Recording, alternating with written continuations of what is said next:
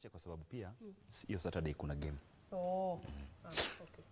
Game yenyewe itaanza mapema? Game yenyewe itaanza 1 alafu ishe kitu 3 hapo. So kwa hiyo corridor ya 3 to 4. Ndio yenyewe tutapewa hii. Okay. Kwa hivyo tunafanya tu, so nitaanza na Iran then I go to people.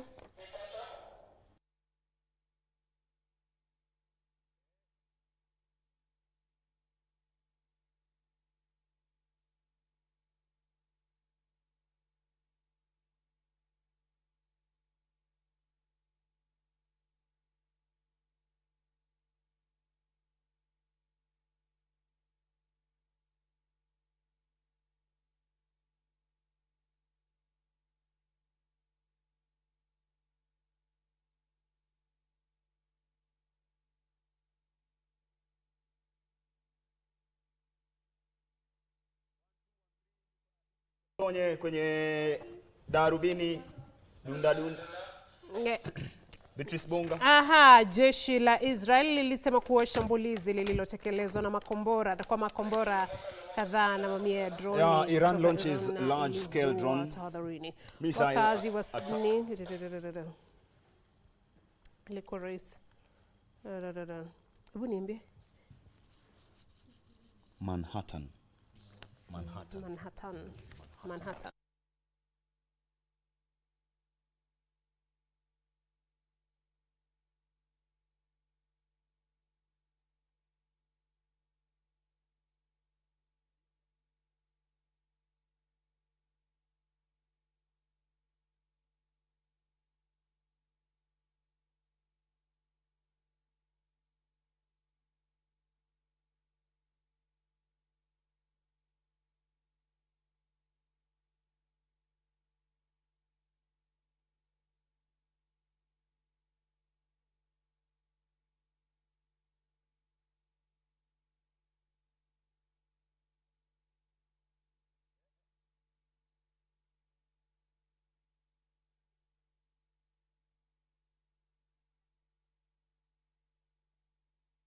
Sawa.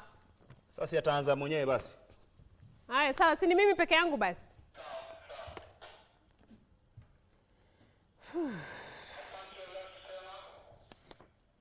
Manhattan.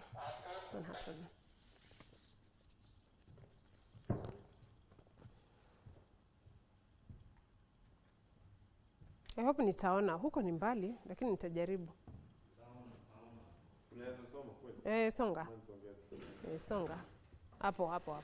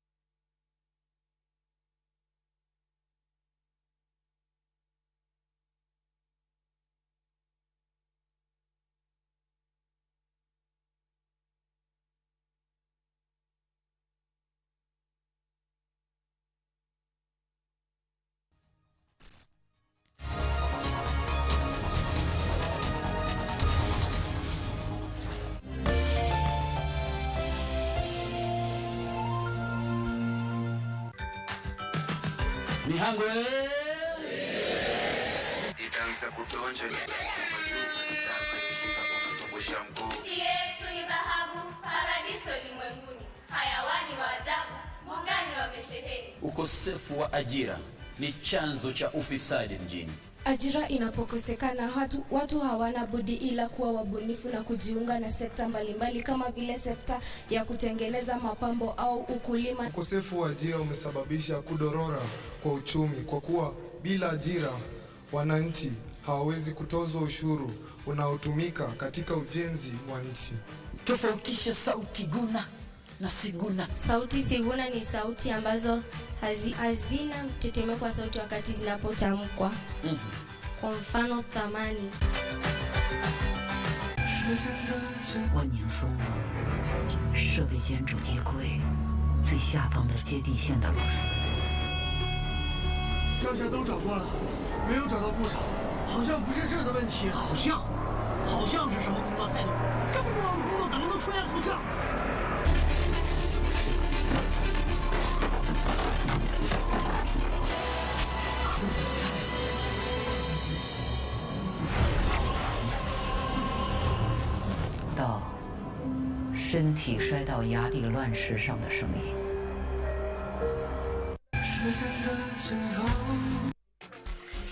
And we are making pan-fried chicken, paprika potatoes, which we have deep-fried, and Mudhoni is now adding our seasoning. Mudhoni, what's in the seasoning? The seasoning is just paprika, a bit of salt, and a bit of black pepper. In today's show, we have Mudhoni Kirunyu of Kirunyu's Kitchen. So you just add it and then mix together so that they can coat nicely. Yeah. And that's it? That's it. Okay. And our mango salad, which had mango, onions and cucumber. Yes. And now we are ready to serve. So we'll see you back here as we are ready to eat. God is bringing out the best in my life.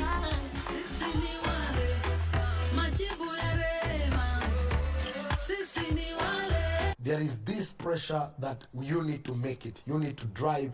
You need to have some money. You need to live a good life and live in a certain estate. The people who are being celebrated are the people who seem to be making it big time. Your beliefs and your behavior, they don't match.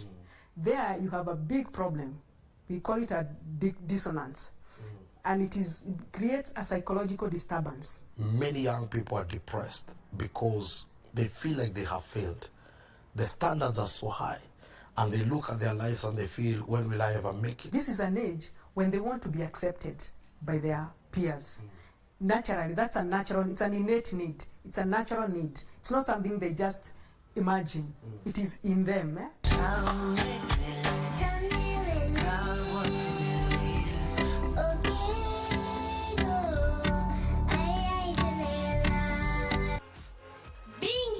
Today, as the representative of the standing nation of Kenya, gives me great pride.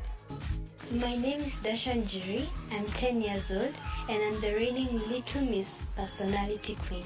Our story is a classic one.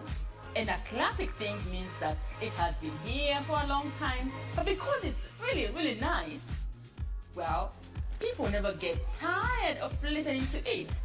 And it is The Three Little Bears. Today I'm going to show you guys how to make the yummiest yogurt bowl at the comfort of your home. Do you wish the world were better? Let me tell you what to do. Are you me I choose? What I cause them no fit compare. Say you be the one with the complete me. Oh no, no, no, no. Baby girl, now you.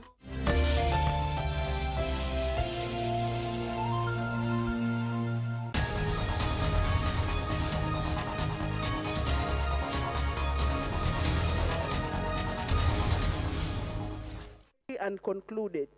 Mr. Speaker, sir, the committee is currently pursuing a response from the Ministry of ICT and Digital Economy, the Communication Authority, and Safaricom on the statement regarding the increased number of dropped calls on the mobile network telecommunication service provider, Safaricom, requested by Senator John Mesu, MP. B. Inquiry. Honorable Speaker, the committee is currently conducting the following inquiries. inquiry into the digital asset infrastructure in Kenya and will table a report once it is concluded. 2, inquiry into the critical telecommunication infrastructure in the country. 3, inquiry into the establishment of digital infrastructure and data centers in the country. And 4, inquiry into the operation of IFMIS and other county revenue collections and management system. Honorable Speaker, the committee during this reporting period concentrated the inquiry into the operation of IFMIS and other county revenue collections and management systems, and had meetings with the Controller of Budget, the Auditor General, and the Chairperson Commission on Revenue Allocation. The committee is scheduled to meet the Council of Governors, the National Treasury, and the Kenya Revenue Authority. C, committee stakeholders and networking engagements retreat. Honorable Speaker, the committee conducted its stakeholders engagement networking retreat from 8th to 13th April 2024 and met with the Ministry of Information, Communication and Digital Economy to understand the information, communication and technology sector-specific policy directions for each department and agencies, identify legislative gaps, identify the priority areas for the 13th Parliament, possible proposals and opportunities for collaborations and cooperations with the various stakeholders. Mr. Speaker, sir, the committee is scheduled to conduct an engagement retreat with the private sector and development partners to better understand their perspectives in strengthening ICT sector and legal frameworks, collaborative opportunities for policy implementation and policy implication, and regulatory frameworks for emerging technologies. Furthermore, the committee will use the event to meet with stakeholders in the telecommunication sectors to deliberate on navigating the telecom sector from a regulatory perspective. Honorable Speaker, as I conclude, the committee intends to conduct a fact-finding visit various counties, establish the extent of coverage of the fiber optic network, NOFB, to county headquarters, county assemblies, government offices, and primary and secondary schools. This is to ensure that online access to government services is available to all. Mr. Speaker, sir, in conclusion, I wish to thank your office and that of the Clerk of the Senate for the continuous support accorded to the committee in undertaking its work. Lastly, I also wish to thank the members of the committee for their commitment in contribution to the activity. Chairperson Jailak.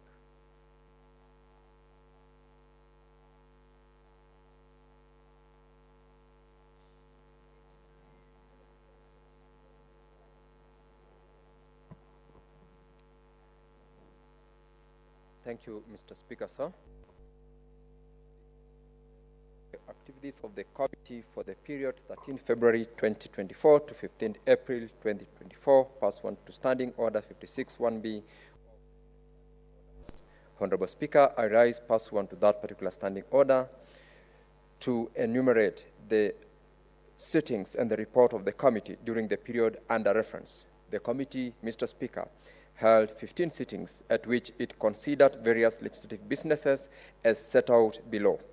A, legislative proposals.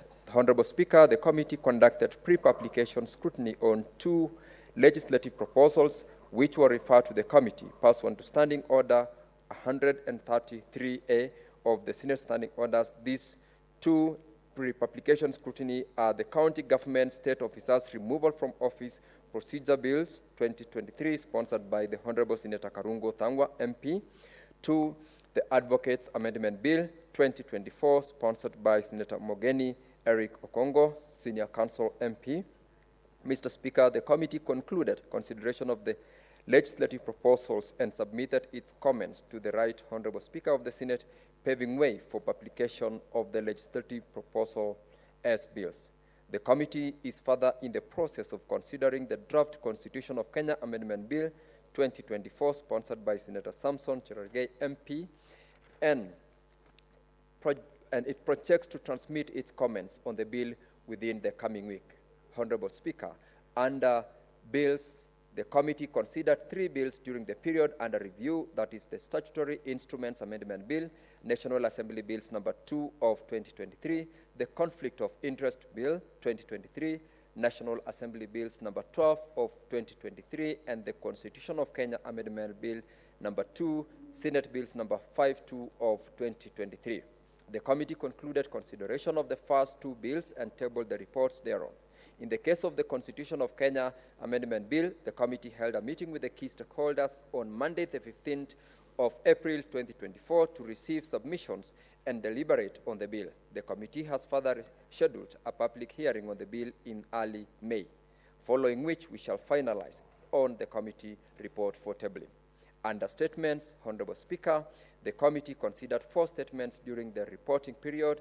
These are the statements sought by Senator Hamida Kibwana on gender-based violence incidences in the political space in Kenya, statements sought by Senator Mohamed Chute MP on the status of court construction projects in the Republic of Kenya, statements sought by Senator Tabitha Mutinda MP on the assault of a female passenger by a matatu conductor along Thika Road, and lastly, statements sought by Senator Edwin Sifuna MP on the predicament of Master Austin Karanja, a minor with hearing impairment, who was mauled by school dogs on 28th of October 2023 at the Isinya School for the Deaf. The committee concluded consideration of the first statement. In the case of the other 3, we have invited written responses and scheduled meetings in the coming weeks to interrogate the responses received from the concerned line ministries and agencies. Honorable Speaker, under the petitions, the committee presently is considering 2 petitions, namely petition by Ms. Christine Njoki Mweru concerning incomplete investigations and failure to arrest and prosecute suspects involved in the abduction and disappearance of Mr. Joshua Gishuki Mwangi, and petition by Mkupuo Network awareness concerning implementation of an award by the Environmental and Land Court for compensation and land resettlement. Mr. Speaker, the committee is scheduled to meet the respective petitioners and other stakeholders in the coming weeks, following which it will prepare its report for tabling before the House. Implementation of the recommendation contained in the report for the National Dialogue Committee, that is NADCO, and the Multi-Sectoral Working Group on the implementation of the 2/3 gender principle. Mr. Speaker, following the communication from your desk that you issued on the 5th of March 2024, the Standing Committee on Justice, Legal Affairs and Human Rights was held several meetings with our counterparts from the National Assembly on the implementation of the recommendations contained in the NADCO and MSWG reports. To this end, Mr. Speaker, 6 of the bills sponsored under the NADCO report have since been published and are at various stages of consideration.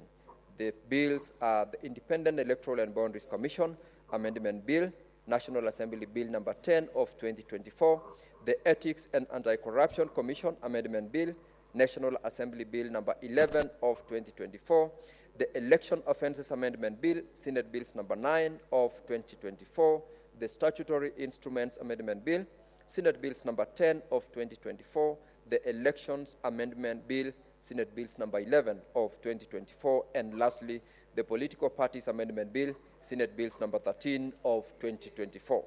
The first 2 bills, Mr. Speaker, were introduced in the National Assembly, and we expect that they will be referred to the Senate in the coming weeks, while the other 4 bills were read a first time in the Senate yesterday and committed to our committee for consideration.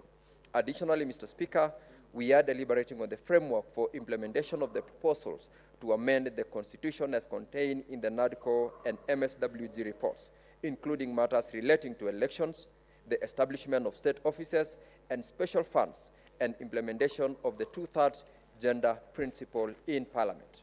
Mr. Speaker, in fact, as you speak right now, there is an ongoing joint meeting between the JLAC of the National Assembly and the Senate for purposes of considering public participation on the IEBC draft bill.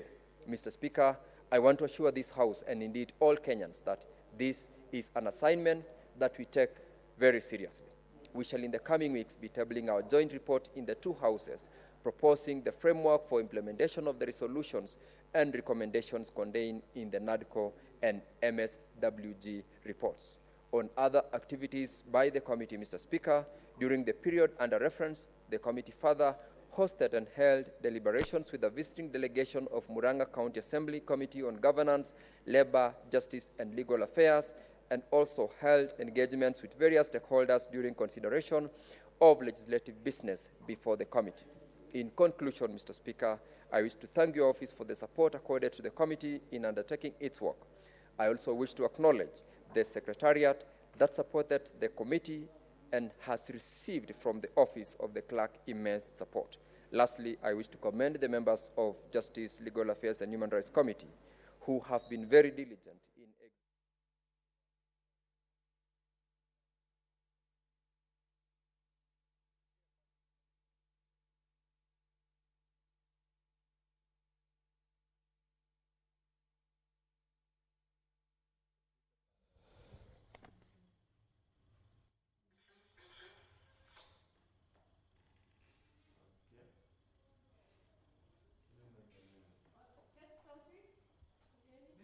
Yes?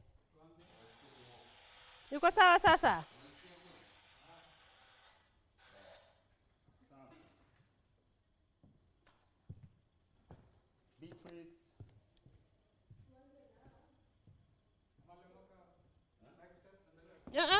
Wacha ni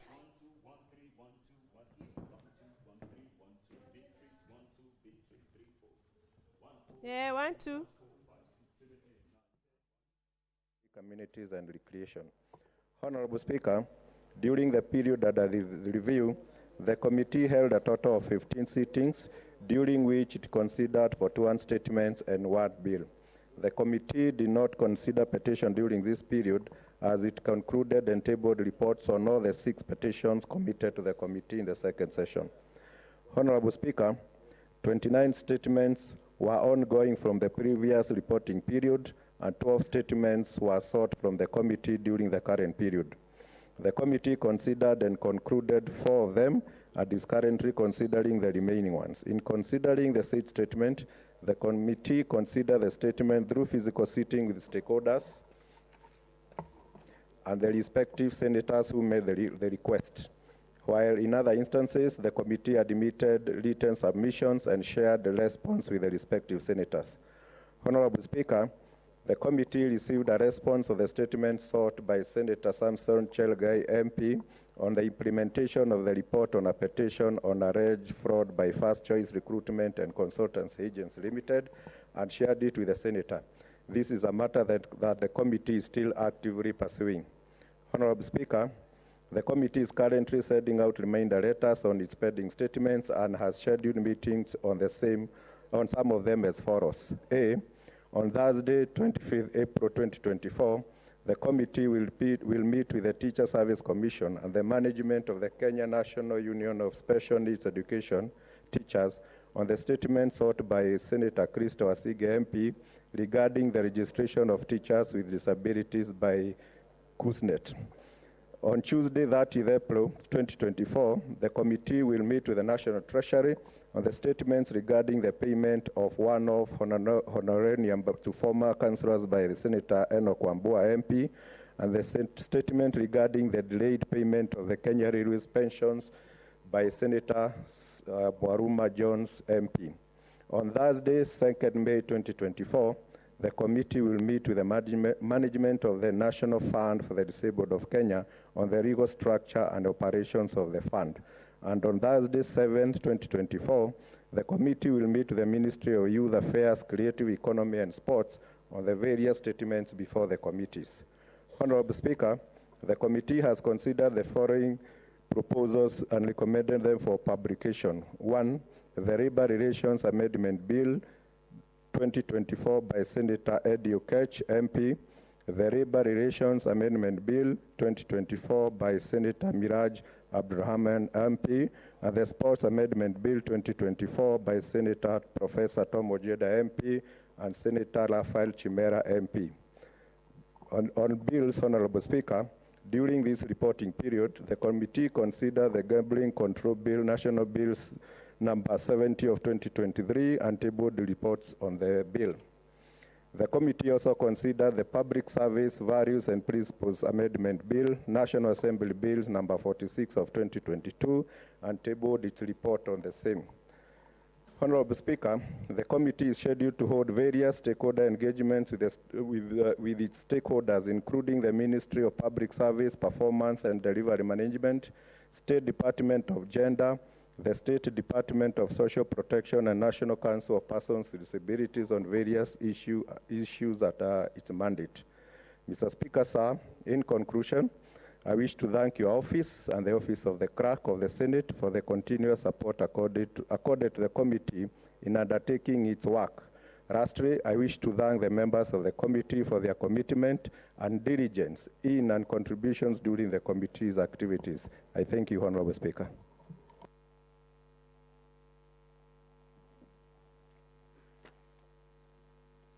Chairperson, Standing Committee on Agriculture.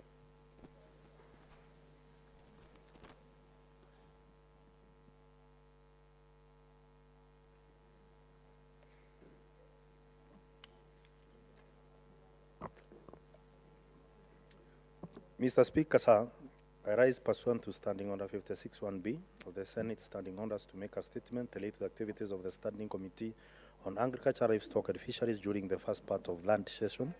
That is January to April 2024. Mr. Speaker, sir, the Senate Standing Committee on Agriculture, Livestock and Fisheries established under Standing Order 2228(3), the Senate Standing Orders, and is mandated to consider all matters relating to agriculture, irrigation, livestock, fisheries development, and veterinary services. During the period under review, the committee held a total of 27 sittings, during which it considered 3 bills, 20 statements, 2 public petitions, and tabled 1 report. Honorable Speaker, during the period under review, the committee did not consider any legislative proposal bills. Honorable Speaker, during the period under review, the committee considered the following 2 bills. A, the Sugar Bill 2022, National Assembly Bill number 34 of 2022.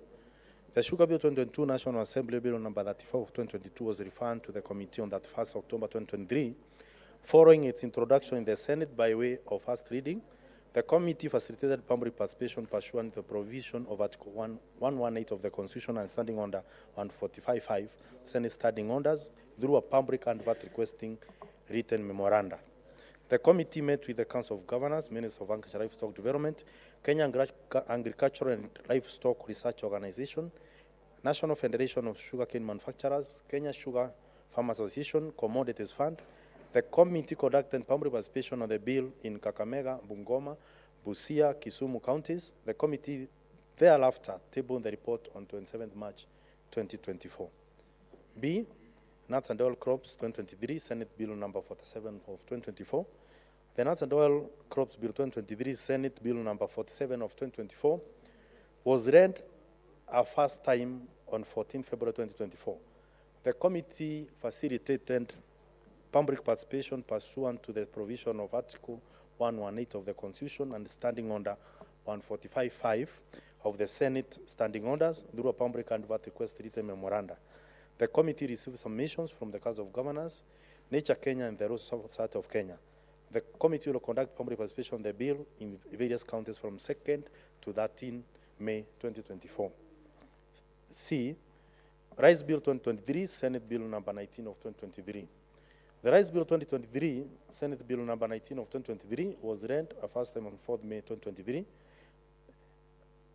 The facilitated public participation pursuant to the provision of Article 118 of the Constitution and Standing Order 145 of the Senate Standing Orders through a public advert requesting written memoranda. The committee will conduct public participation on the bill in rice-growing counties and thereafter table its report. Statements. Mr. Speaker, sir, during the period under review, 20 statements were sought from the committee. The committee has concluded 9 statements, having received responses which were shared with the requesting senator who are satisfied with the responses. The statements are: A, statement on provision of agricultural extension service in Kisumu County by Senator Professor Tom Ojeda MP. B, statement on the state of coffee industry in Kisumu County by Senator Professor Tom Ojeda MP. C, statement on delaying payment to enumerators and village elders engaged in data correction for the farmers registration exercise in Nyandarua County by Senator John Medho MP. D, statement on the statement on promotion of fish farming in Kisumu County requested by Senator Professor Tom Ojeda. E, statement on the distribution of maize dryers to farmers by Senator Alan Chesang MP. F, statement on alleged shortage of certified seed supply to farmers by Senator Alexander Munyumundigi MP. G, statement on the state of the livestock sector in Kenya by Senator Bas Sheikh MP. H, statement on subsidization of farm input by the government by Senator Alan Chesang MP. And I, statement on the shortage of sweeter fertilizer and seed varieties for farmer in Bungoma County by Senator David Wakoli MP. Response shared with Senator, but yet to state if satisfied or not. Mr. Speaker, sir, the following 9 statements are yet to be responded to by the Minister of Agriculture, Minister of Water, Sanitation and Irrigation, and Governor from Kakamega County. A, statement on safeguarding the stability of the agriculture sector by Senator Julius Murugo, MP. Statement on the Stone Government Irrigation Project in Embu County by Senator Alexander Munyumundigi. C, statement on the planned importation of sugar by Senator Edwin Sifuna MP. D, statement on the non-implementation of the presidential order on the establishment of the National Livestock Development and Promotion Service by Senator Abbas Sheikh MP. E, statement on the failure to compensate farmers in Embu County by Senator Alexander Munyumundigi MP. F, statement on distribution of subsidized fertilizer to farmers in the North Rift and other parts of the county by Senator Samson Cheragay MP. G, statement on the purchase of cereals by National Cereals Board and Produce Board from the farmers in Embu by County Senator Alexander Munyumundigi. H, statement on the distribution of fake fertilizer to farmers in Kakamega County and various parts of the county by Senator Dr. Bon Harwara MP. And I, statement on the completion of Isiolo Export Abattoir by Senator Fatuma Nduro, CBS MP. Mr. Speaker, sir, the following 2 statements have been exported and shared with the senators, but the senators are not satisfied. A, statement on the vaccine production and distribution at the Kenya Veterinary Production Institute by Senator Mohamed Chute MP. And B, statement on existence of artificial insemination AI goat center in Ahiti Ndomba in Kirinyaga County by Senator Mohamed Chute MP. The committee will hold a meeting with Kenya Veterinary Production Institute to conclude and address the question raised in the statement. Petitions. Mr. Speaker, sir, the committee considered 2 petitions. A, petition on the Ethics and Corruption Commission EACC graft investigation on the West Kano irrigation scheme, and B, petition on the catastrophic maize disease that farmers in Bomet County have endured for the last 12 years. On the petition regarding the Ethics and Anti-Corruption Commission EACC graft investigation on the West Kano irrigation scheme, the committee has met with the petitioner, Chairperson Ethics and Anti-Corruption Commission, then Governor Kisumu County, and the leadership of the West Kano Scheme Cooperative Society, who had been adversely mentioned. The committee considered the submission from the Kenya National Trading Corporation, KNTC, and the National Irrigation Authority, and resolved to invite the stakeholders involved to another meeting scheduled for 23rd April 2024. Mr. Speaker, sir, on the petition regarding the catastrophic maize disease that farmers in Bomet have endured for the last 12 years, the committee has met with the petitioner and will invite the stakeholders on 30th April 2024, and thereafter visit Bomet and Nandi counties. Stakeholders engagement. Mr. Speaker, sir, the committee attended a high-level parliamentary meeting on enhancing agri-food system transformation on 1st to 2nd February 2024, and the workshop on agriculture produces and other market-related levies on 22nd and 23rd March 2024. Inquiry. Mr. Speaker, sir, the committee is conducting an inquiry into the distribution of fake fertilizer in various parts of the county. The members of the committee watched an expo titled The Fertile Inception by the African Cesar. Following this, the committee resolved to visit depots in various counties and also met with the affected farmers from these counties.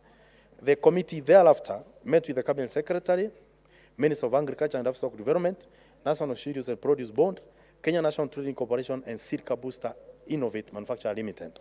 The committee will this Friday, that is tomorrow, April, meet with Kenya Bureau of Standards, Kerl Chemicals, MEMS Distributor Limited, and all the companies supplying the fertilizer and the National Government Fertilizer Subsidy Program, and thereafter table its report.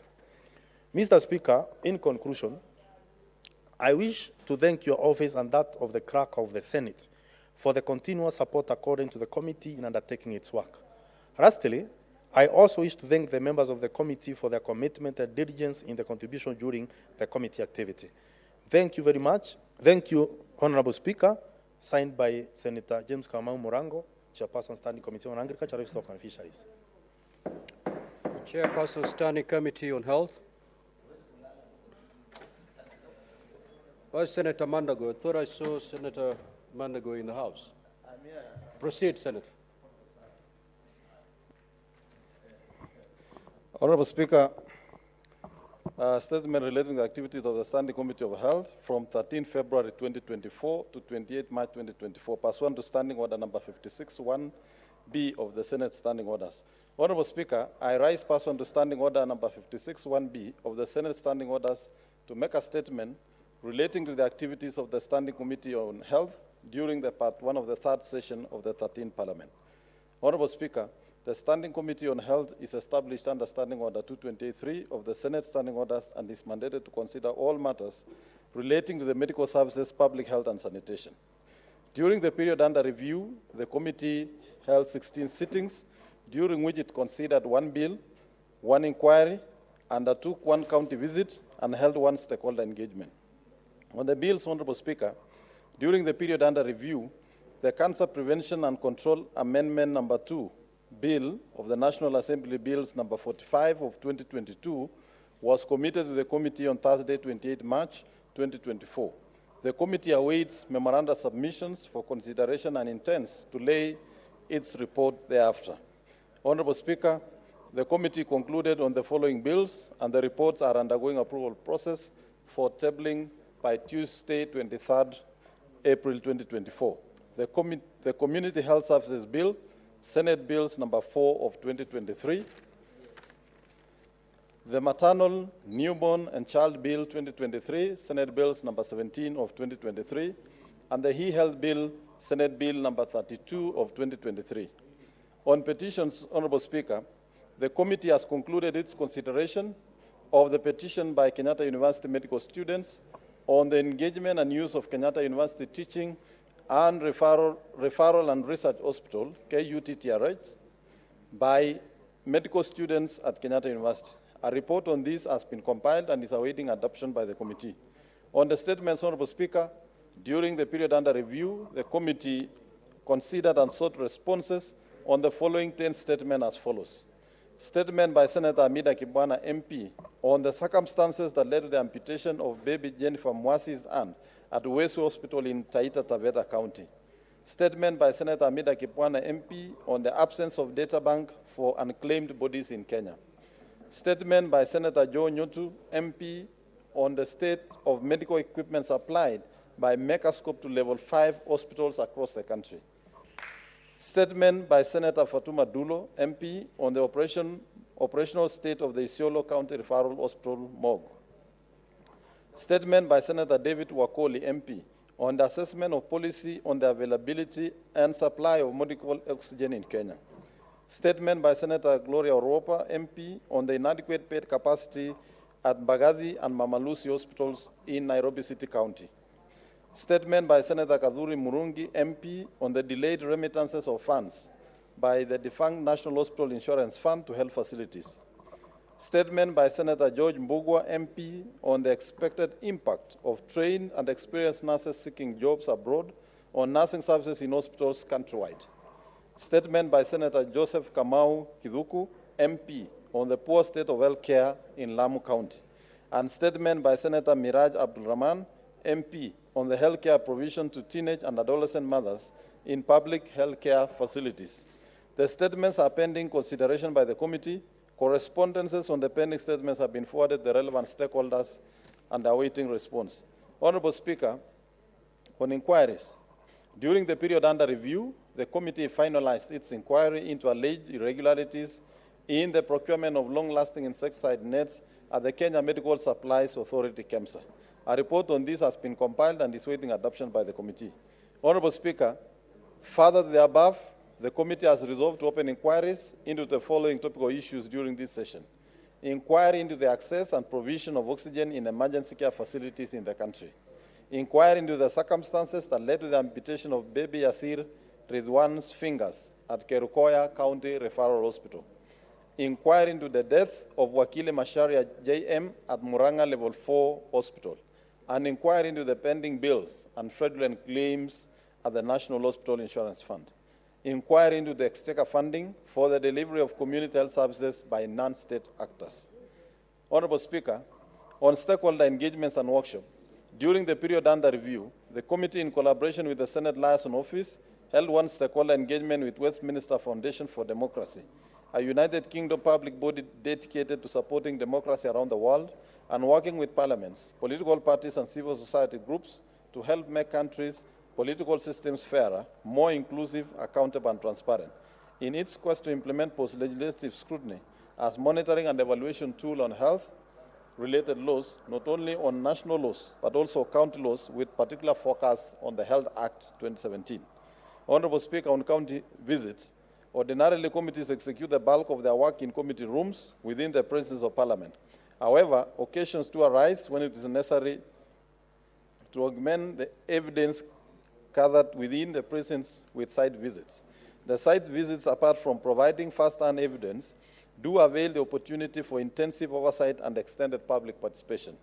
Accordingly, during the second session, the committee undertook inspection and familiarization visits to 7 counties, including Kisii, Nyamira, Bomet, West Pokot, Trans Nzoia, and Turkana County. Honorable Speaker, the reports of the said visits have been compiled and are awaiting adoption by the committee. The committee further commits to undertake additional visits of all the remaining counties during the 3rd and 4th sessions. Moreover, on Monday, 25th March 2024, the committee undertook an inspection and familiarization visit to Nairobi City County, arising from the statement sought by fellow honorable members and the general outcry of deplorable state of healthcare services in certain health facilities in Nairobi County. The committee intends to undertake another visit to Nairobi City County, and thereafter will present its findings to the House. In conclusion, Honorable Speaker, I wish to thank your office for the support accorded to the committee in undertaking its work, the office of the clerk. I also wish to acknowledge the support of the honorable members of the committee and this House for the support. Thank you, Honorable Speaker. Statements pursuant to Standing Order 52, the Honorable Munyihaji Faki.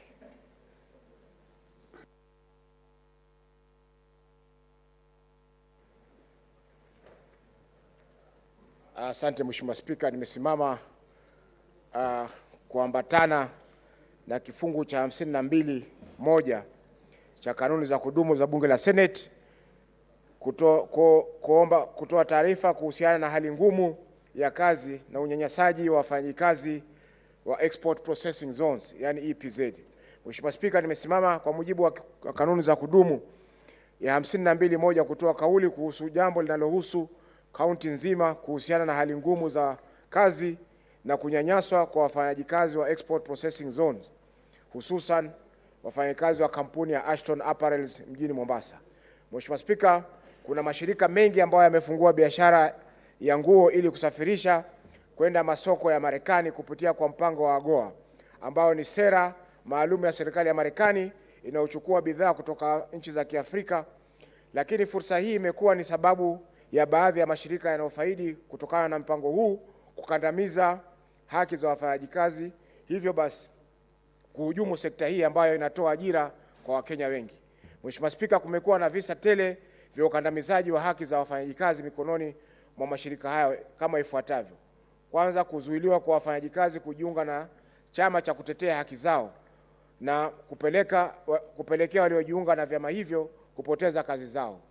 Pili, Mheshimiwa Spika, hujuma za kijinsia ambazo kina dada wanalazimishwa kushiriki tendo la ngono na waajiri au wasimamizi wa kampuni ili kupata ajira. Tatu, kufanyishwa kazi kwa muda mrefu bila ya kupewa barua za uajiri, Mheshimiwa Spika. 4, ubaguzi wa ukabila ambapo jamii moja pekee ndio inafanya kazi katika kitengo kimoja au kitengo maalum kwa kampuni hiyo. Mheshimiwa Spika, ya 5, kufanyishwa kazi kwa muda mrefu katika mazingira duni yenye msongamano na vumbi kupelekea afya za wafanyakazi kuwepo hatarini na kupata magonjwa. Mheshimiwa Spika, mishahara duni inayolipwa na mashirika hayo pia ni basi kunyanyasa Wakenya, na pia hali tete iliyopo katika mashirika hayo ambapo wafanyakazi hawajui hatima ya siku ya baadaye. Mheshimiwa Spika, majuzi wafanyakazi wa kampuni ya Ashton Apparels iliyoko katika eneo bunge la Changamwe mjini Mombasa walifanya mgomo kutetea haki yao ya kujiunga na chama cha wafanyakazi. Wafanyakazi hao, Mheshimiwa Spika, walitumuliwa na maafisa wa polisi wakisaidiwa na naibu kamishna wa kata ndogo ya Changamwe bila ya kuwa na kosa lolote. Licha ya viongozi wa Mombasa, Mheshimiwa Spika, kuingilia swala hilo, shirika limekataa kukubaliana na wafanyakazi na hivyo basi kupelekea wafanyakazi 2000 kusimamishwa kazi. Mheshimiwa Spika, serikali ya Marekani inazingatia kwa makini haki za wafanyakazi, na iwapo swala hili halitatatuliwa kwa haraka, Kenya iko hatarini kupoteza fursa hii ya mpango wa AGOA ambao ni muhimu vile vile kwa uchumi wa taifa. Tayari Mheshimiwa Spika, nchi kadhaa za bara Asia zimepoteza fursa hii kwa sababu ya kutozingatia haki za wafanyakazi. Hili swala, Mheshimiwa Spika, ni zito ambalo linapendekeza kamati ya kudumu ya leba na ustawi wa jamii ifuatilie ili wafanyakazi wasidhulumiwe. Asante Mheshimiwa Spika. Statement pursuant to Standing Order 53-1. Honorable Karen Nyamu.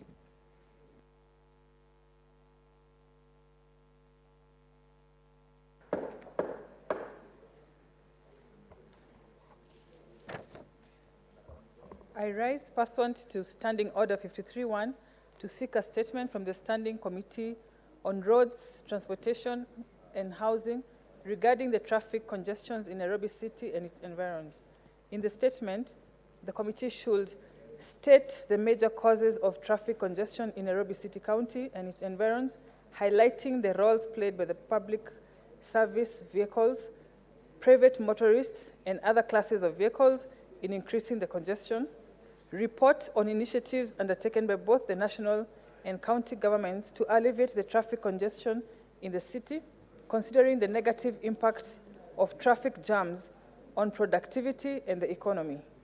Provide an update on the progress of the implementation of the Bus Rapid Transit System, the BRT project, including the total project expenditure to date, the contracted companies responsible for the project execution, and the projected timelines for completion and handing over for public use. Outline any measures implemented by the government to increase availability of parking spaces within the Nairobi City County. I thank you, Mr. Speaker. Statement pursuant to Standing Order 57-1. The Majority Leader.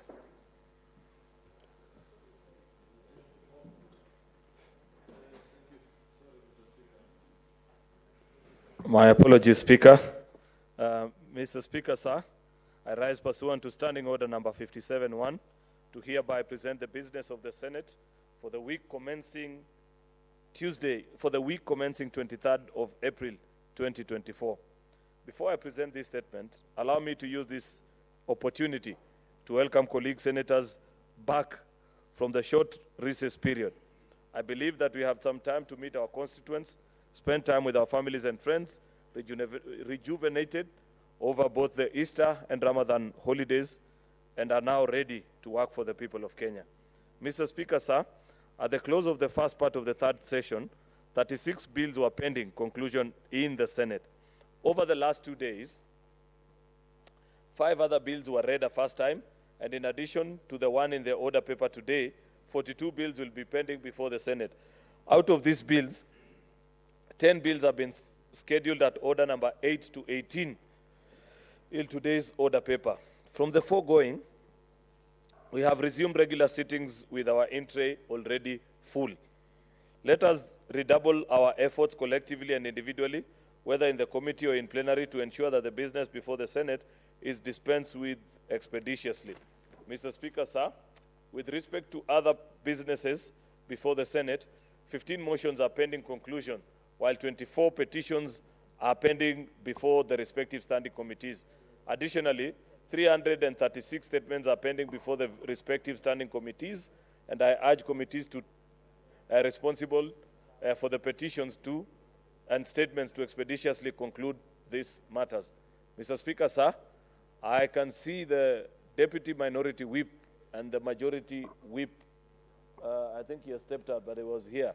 I want to urge the officers of the whips to assist us next week, because this week we have not succeeded to carry out any delegation needing votes due to quorum hitches. Therefore, I want to humbly request, or direct, not request, Mr. Speaker, Senator Sifuna, yes, and Senator Boni Halwale, to do their best to ensure that this Senate lives up to its billing, Madam Speaker. Senator Mr. Sifuna, Speaker. that was in good faith, honestly. Proceed, Majority Leader. I don't want to make another positive comment on Senator Sifuna because I'm not sure whether he will understand or he will challenge me again, Mr. Speaker. At its meeting held on Tuesday, 16th April 2024, the Senate Business Committee approved the next set of questions to be scheduled in the order paper for Wednesday, 24th of April 2024. The summary of the questions at the Cabinet Secretary to appear as follows. Question number 25, the CS for Gender, Culture, Arts and Heritage by Senator James Murango on the establishment of public libraries in 47 counties. Question number 37, to the CS for Foreign Affairs by Senator Dr. Boni Halwale on the welfare of Kenyans working in the Gulf states. Question number 40, to the CS for Foreign Affairs by Senator Ojenda on the obligations of government of Kenya in the to Kenyans in the diaspora who faced arrest, detention, or deportation. In conclusion, Mr. Speaker, I take this opportunity to appreciate all honorable senators for the vigor and display at the start of the second part of the session and to encourage the same spirit throughout this part of the session. I thank you and do hereby lay the statement on the table of the Senate today, Thursday, the 18th of April, 2024. I thank you. Next order. Order number 8, the Land Amendment Bill, National Assembly Bills number 40 of 2022, first reading. A bill for an act of parliament to amend the Land Act, Cap 280.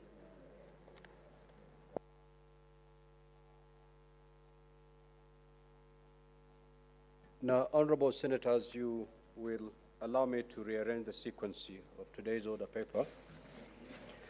We will proceed to order number 13. Dispense with that before we resume the natural flow of today's order paper. Clerk, proceed to call that order, please. Order number 13, the Gambling Control Bill, National Assembly Bills number 70 of 2023.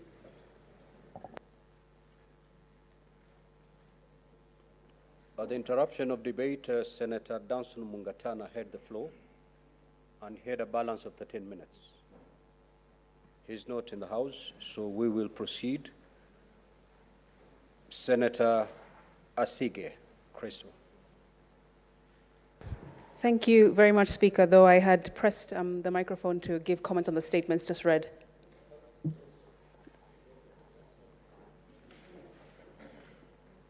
Senator Orwoba.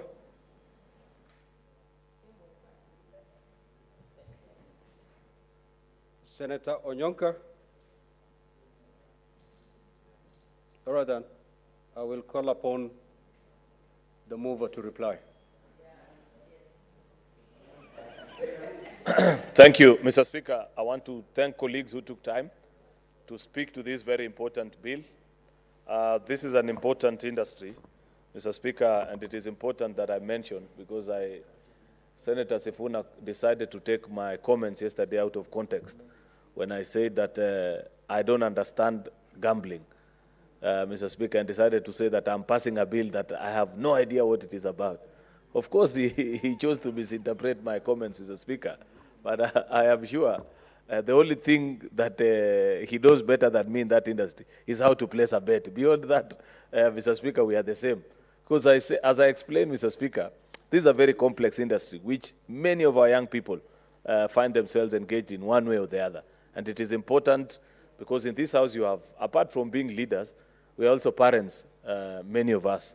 In fact, some of us have children the age of Senator Sifuna and I, and they are members in this House, Mr. Speaker, that we must pass legislation that secures the prosperity of our future generations. And therefore, Mr. Speaker, I am particularly impressed that the setting up of this authority, like many colleagues did agree, will actually help to curtail bad betting and gambling behaviors, Mr. Speaker, that is creeping into our society. Mr. Speaker, sir, I am extremely glad also that many of the colleagues who spoke on this matter agreed that they shall actually be sponsoring amendments with regards to particularly two issues that are raised. One is on the fines for violations of various provisions of this bill, Mr. Speaker, which we all agree was too low, Mr. Speaker, to force compliance at 1 million shillings. Secondly, Mr. Speaker, was to conform the board to the tenets of devolution and ensure that the Council of Governors has better representation than what is presently in the bill. Therefore, Mr. Speaker, I want to take this opportunity to urge those colleagues who have promised to file these amendments to do so. I intend to perhaps progress the bill later on next week, subject to the membership of the House being quorate to ensure that we have enough numbers. But before then, I want to request all those that made their submissions and in one way or the other felt that the bill would have been better if this or the other aspect of it was changed. Therefore, Mr. Speaker, with those very many remarks, I beg to reply, Mr. Speaker, in accordance to Standing Order number 66.3, I beg to request that you defer the putting of the question until a later time. I thank you. Very well. The division on this particular bill is deferred to a later date. We will proceed with order number 14. Clerk, proceed to call that order, please. Order number 14, the County Government's Amendment Bill, Senate Bills number 25 of 2023. Second reading. Senator Chirange. Thank you, Mr. Speaker, sir. I rise to move the bill, the County Government's Amendment Bill 2023. Mr. Speaker, by saying this is a very straightforward amendment, and thank you for giving me opportunity to move. I've been waiting long, but I understand the order of the business keep changing, Mr. Speaker. And this is just a way of improving and enhancing and widening and deepening the devolution, Mr. Speaker. And that is why members of public who watch us, when we make laws, Mr. Speaker, they should understand that we can make and amend at the same time. We can review because we are the lawmakers. The Constitution, Mr. Speaker, envisages us as the Senate and Parliament of the Republic of Kenya, as per Article 93, Mr. Speaker, that we have power to amend. Mr. Speaker, and therefore, the reason we have power of lawmaking is because we exercise the power on behalf of the people of the Republic of Kenya. Each of us, 47 delegations, includes our nominated. We exercise that authority. Therefore, Mr. Speaker, we are the apex of democracy and exercising the free will of the people, Mr. Speaker. So yesterday, I had somebody within Parliament trying to issue gagging orders for some of us not to speak about the welfare or concerns that we have, Mr. Speaker. I want to put it without fear of contradiction. There were many people who tried to intimidate us in our previous life, Mr. Speaker. Some of us, Mr. Speaker, were arrested, persecuted, prosecuted. But I want to inform them the price of intimidation and blackmail is zero, Mr. Speaker. And therefore, there is no gagging orders, Mr. Speaker. If there is something wrong, if there is no water in the chamber, we have a right because to ask questions about it, Mr. Speaker. You cannot or threaten any member of Parliament with being taken to powers and privileges, Mr. Speaker, for asking what rightfully belongs to them, Mr. Speaker. So I want to call upon, because all of us are brothers and sisters in this house, that if there are gagging orders from you or any other individual from the lower house, Mr. Speaker, then they should inform us in advance. We don't want, Mr. Speaker, to operate with the principle of monkey hear nothing, see nothing, and say nothing. Then why are we elected through a democratic process, Mr. Speaker?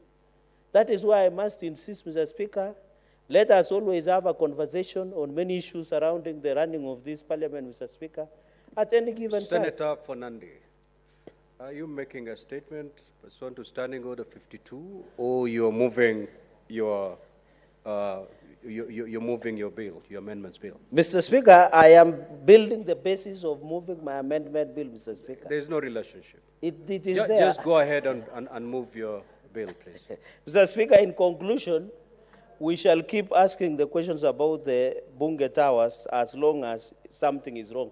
Mr. Speaker, in the second limb that I wanted to say, and Mr. Speaker, on that note, why are the guilty afraid? Let the people who should carry the cross when they need be. But what is your point of order, Senator Sifuna?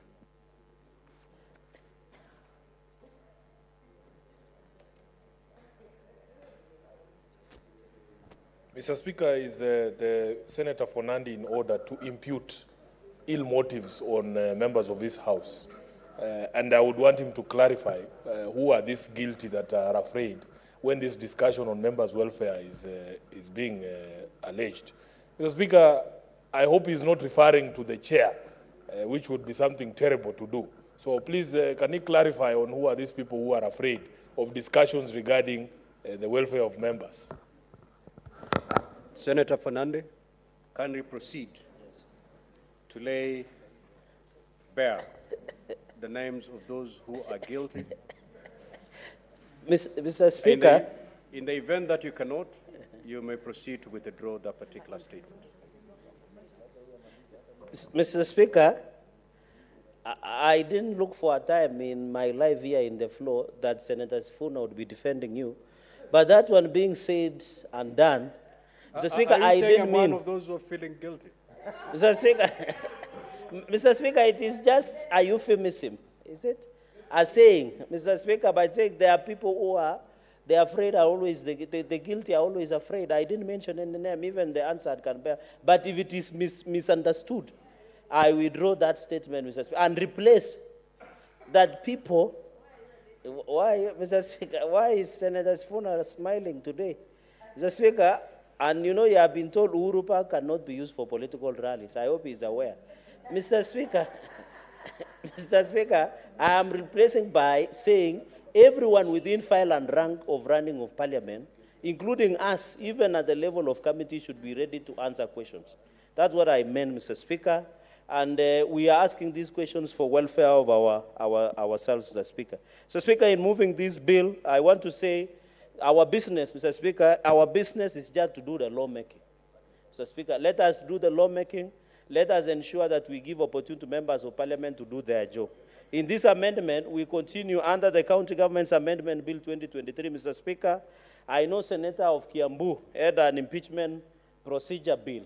But even as we wait, Mr. Speaker, for that bill to come, when you look at this amendment, basically, Mr. Speaker, is to increase the threshold for removal of a member of County Executive Committee.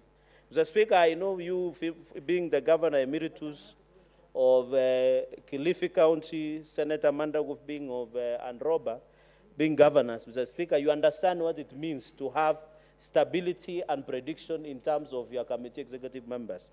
And we are just, Mr. Speaker, for understanding of members, we are just rationalizing with the national legislation, Mr. Speaker. Because when you say a third, if you have maybe 80 members, it means 10 of them can just sign and remove that member, Mr. Speaker. So we are trying to look and rationalize with the National Assembly, not with the national legislation. Because there is a threshold before you impeach or vote of no confidence against a cabinet secretary. So what we are doing, Mr. Speaker, is just to rationalize both so that it becomes easy, Mr. Speaker, especially so that we bring stability. By the way, Mr. Speaker, in as much as we do oversight against or for county governments and other independent institutions, Mr. Speaker, our goal is not to stifle the flourishing and expansion, Mr. Speaker, of some of the growth of devolution, Mr. Speaker. We want stability, we want predictability, so that when we do oversight, Mr. Speaker, we can therefore do oversight. And this one does not mean that the MCAs will always have power to summon CCM to appear before them. Even chief officers, Mr. Speaker, even director of various departments within the county government structure, Mr. Speaker. So what we are just doing is putting a game that has rules, Mr. Speaker. We are putting a stopgap so that it is not open to abuse, Mr. Speaker. You can imagine if it was a third to give a vote of no confidence against a cabinet secretary, Mr. Speaker, against 365 so members of National Assembly.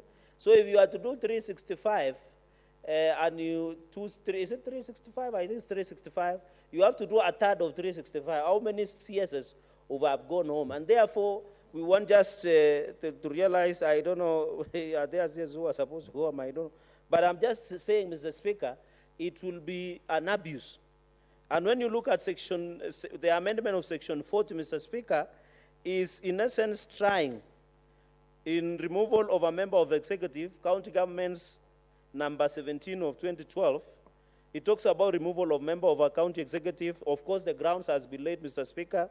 Then section 42 says a member of county assembly supported by at least 1/3 of all members of county assembly may propose a motion requiring the governor to dismiss as county executive member, committee member on any of the grounds set up in subsection 1. Mr. Speaker, and therefore, if a motion subsection 2 is supported by at least 1/3 of the members of the county assembly shall appoint a select committee, of course, in the process, 5 members to investigate the matter, Mr. Speaker. So looking at the threshold, we need to rationalize so that, Mr. Speaker, all these are political process. The removal of a CCM, the vote of no confidence, impeachment, Mr. Speaker, right to recall, these are mostly political processes that try to bring accountability in the offices that you hold. Because, Mr. Speaker, when you swear an oath before in Parliament or any other place, Mr. Speaker, you are told to protect the rule of law. So how do we ensure that, and you know, Mr. Speaker, in another limb, this is a way of checks and balances. Because how do you checks and balance? One of the ways is to remove somebody who is incompetent in office. Sometimes is to reprimand, sometimes is to recall, sometimes is to show cause, sometimes is to interdict. And some of those aspects that are being given, Mr. Speaker. And I want to thank the Committee of Devolution led by my brother, senior brother, chairperson of Devolution, Mohammed Abbas, for doing a good job, Mr. Speaker, especially on this amendment. And therefore, we are proposing, Mr. Speaker, to delete 1/3 appearing afterwards and replace at least the words majority. And I know that has been used before, or a majority, in Part A, Mr. Speaker, removing the 2/3. Not 2/3, removing the 1/3 to put it into a majority. Members of County Assembly, Nairobi County Assembly, Mr. Speaker, they are around, I think, 80. Mr. Speaker, and I am told there is a viral video, Mr. Speaker, of the Speaker of Nairobi County Assembly.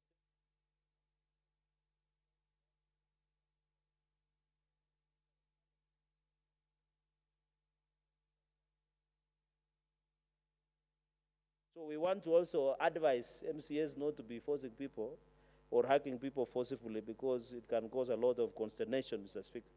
And I know people like Senator Orwoba were up in arms in social media over that issue.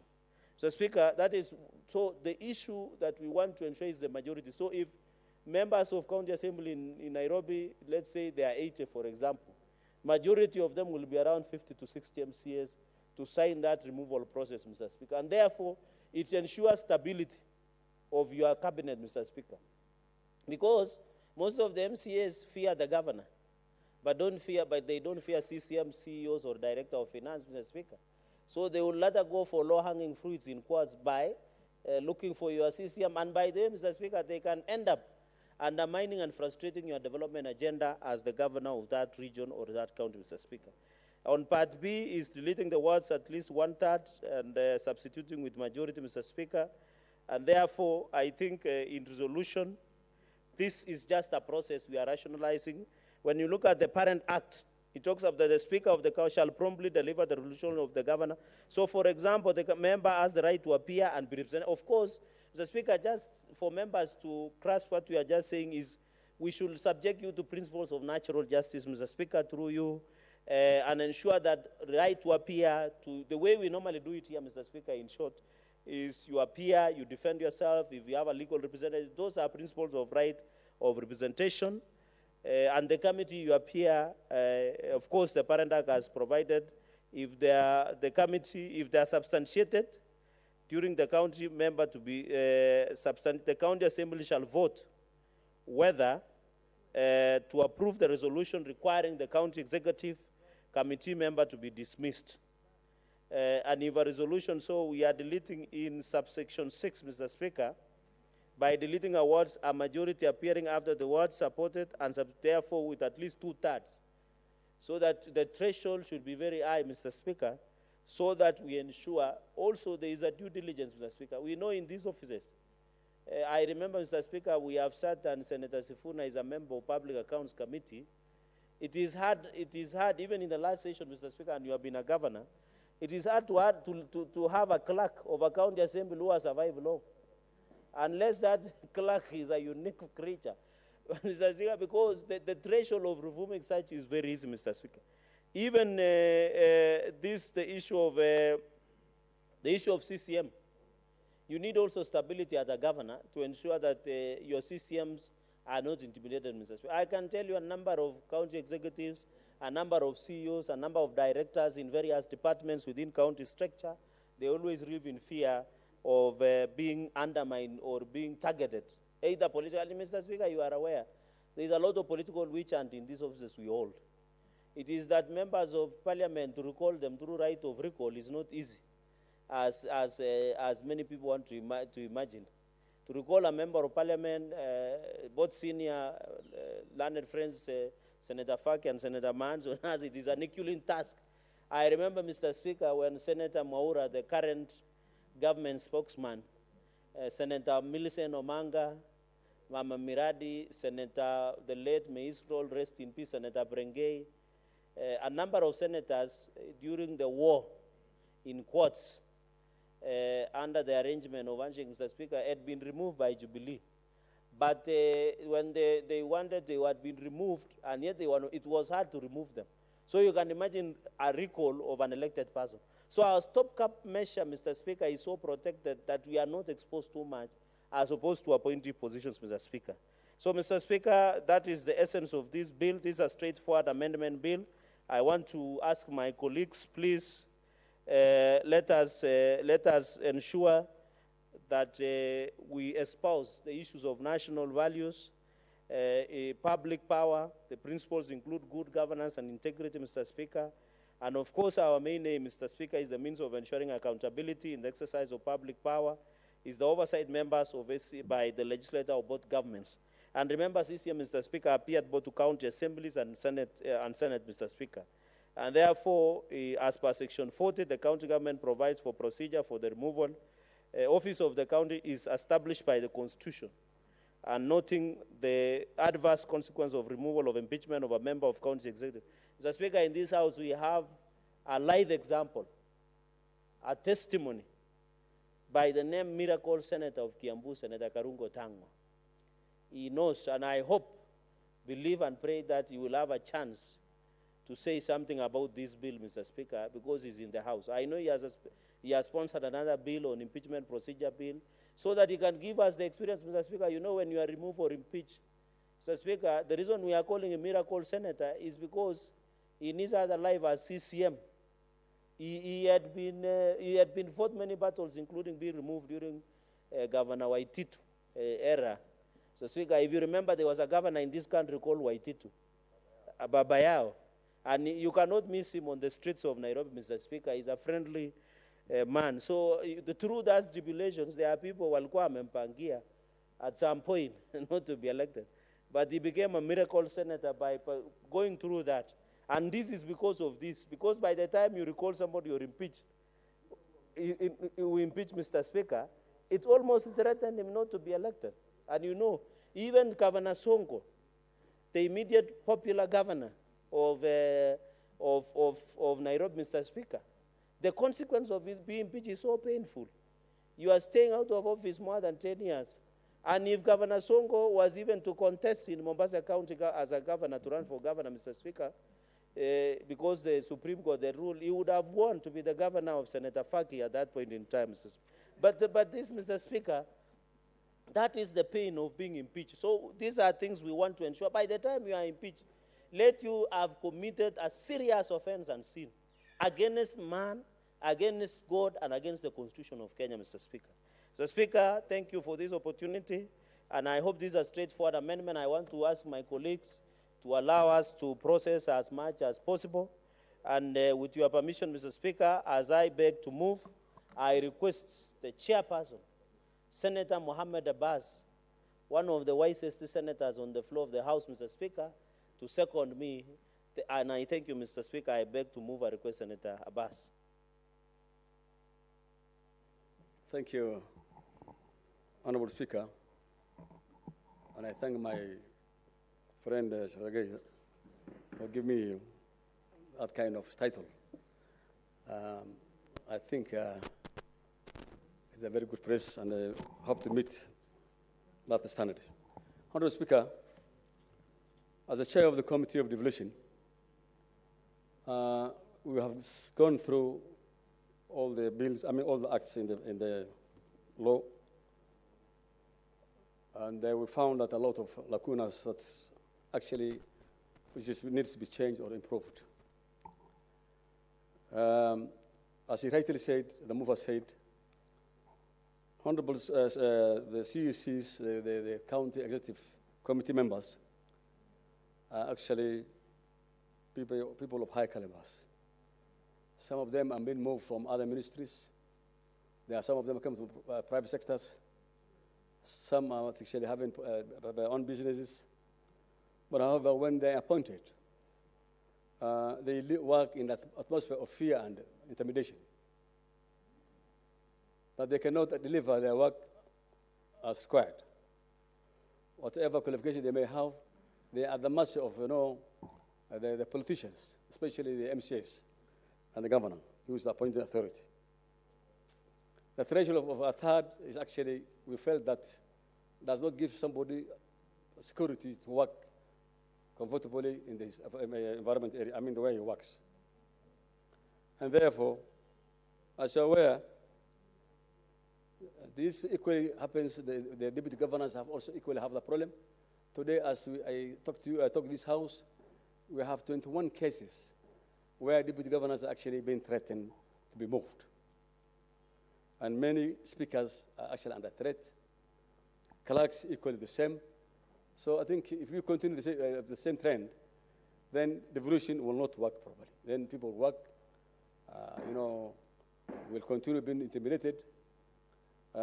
This kind of business of trying to impeach people also encourages corruption, and that's where you are seeing we're losing a lot of money in the counties. So therefore, we felt that as a committee, we need to change some of these laws so at least we can have a secure job security for all the members who are working under the county.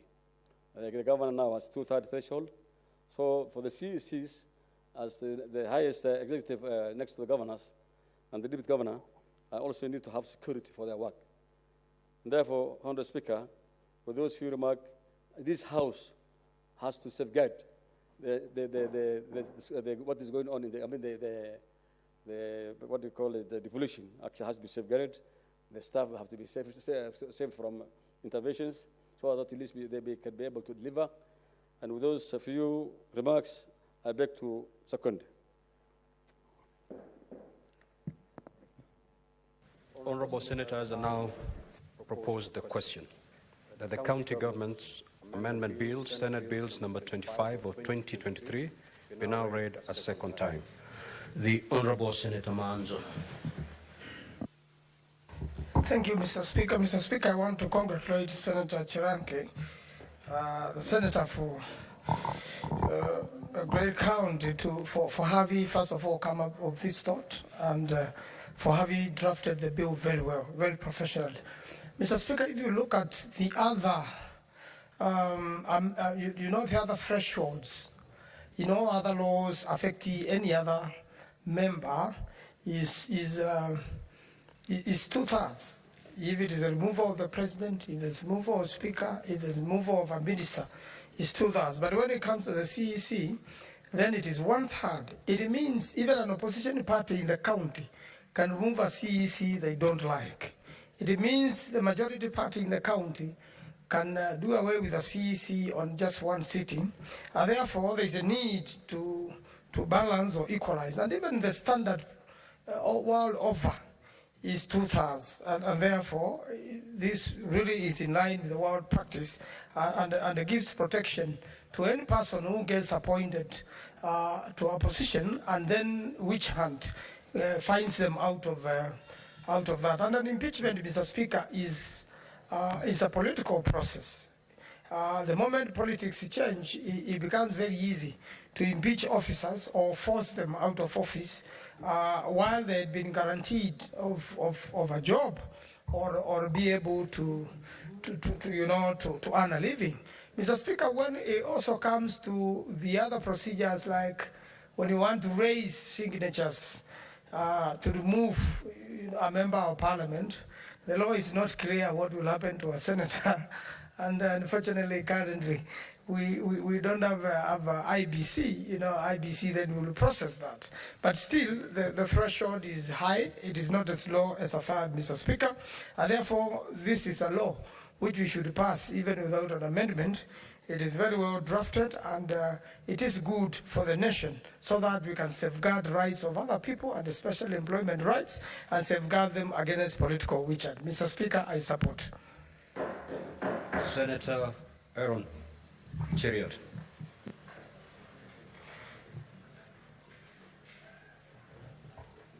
Yes, Mr. Speaker.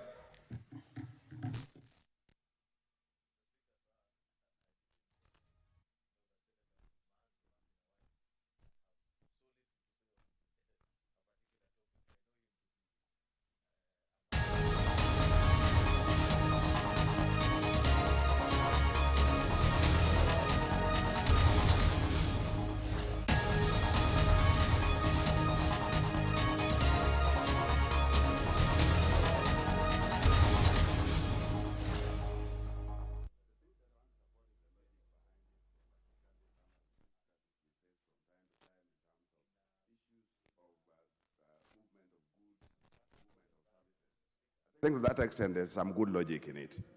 But on the other hand, where I may not be very nice, Madam Speaker, there's a problem of uniformity.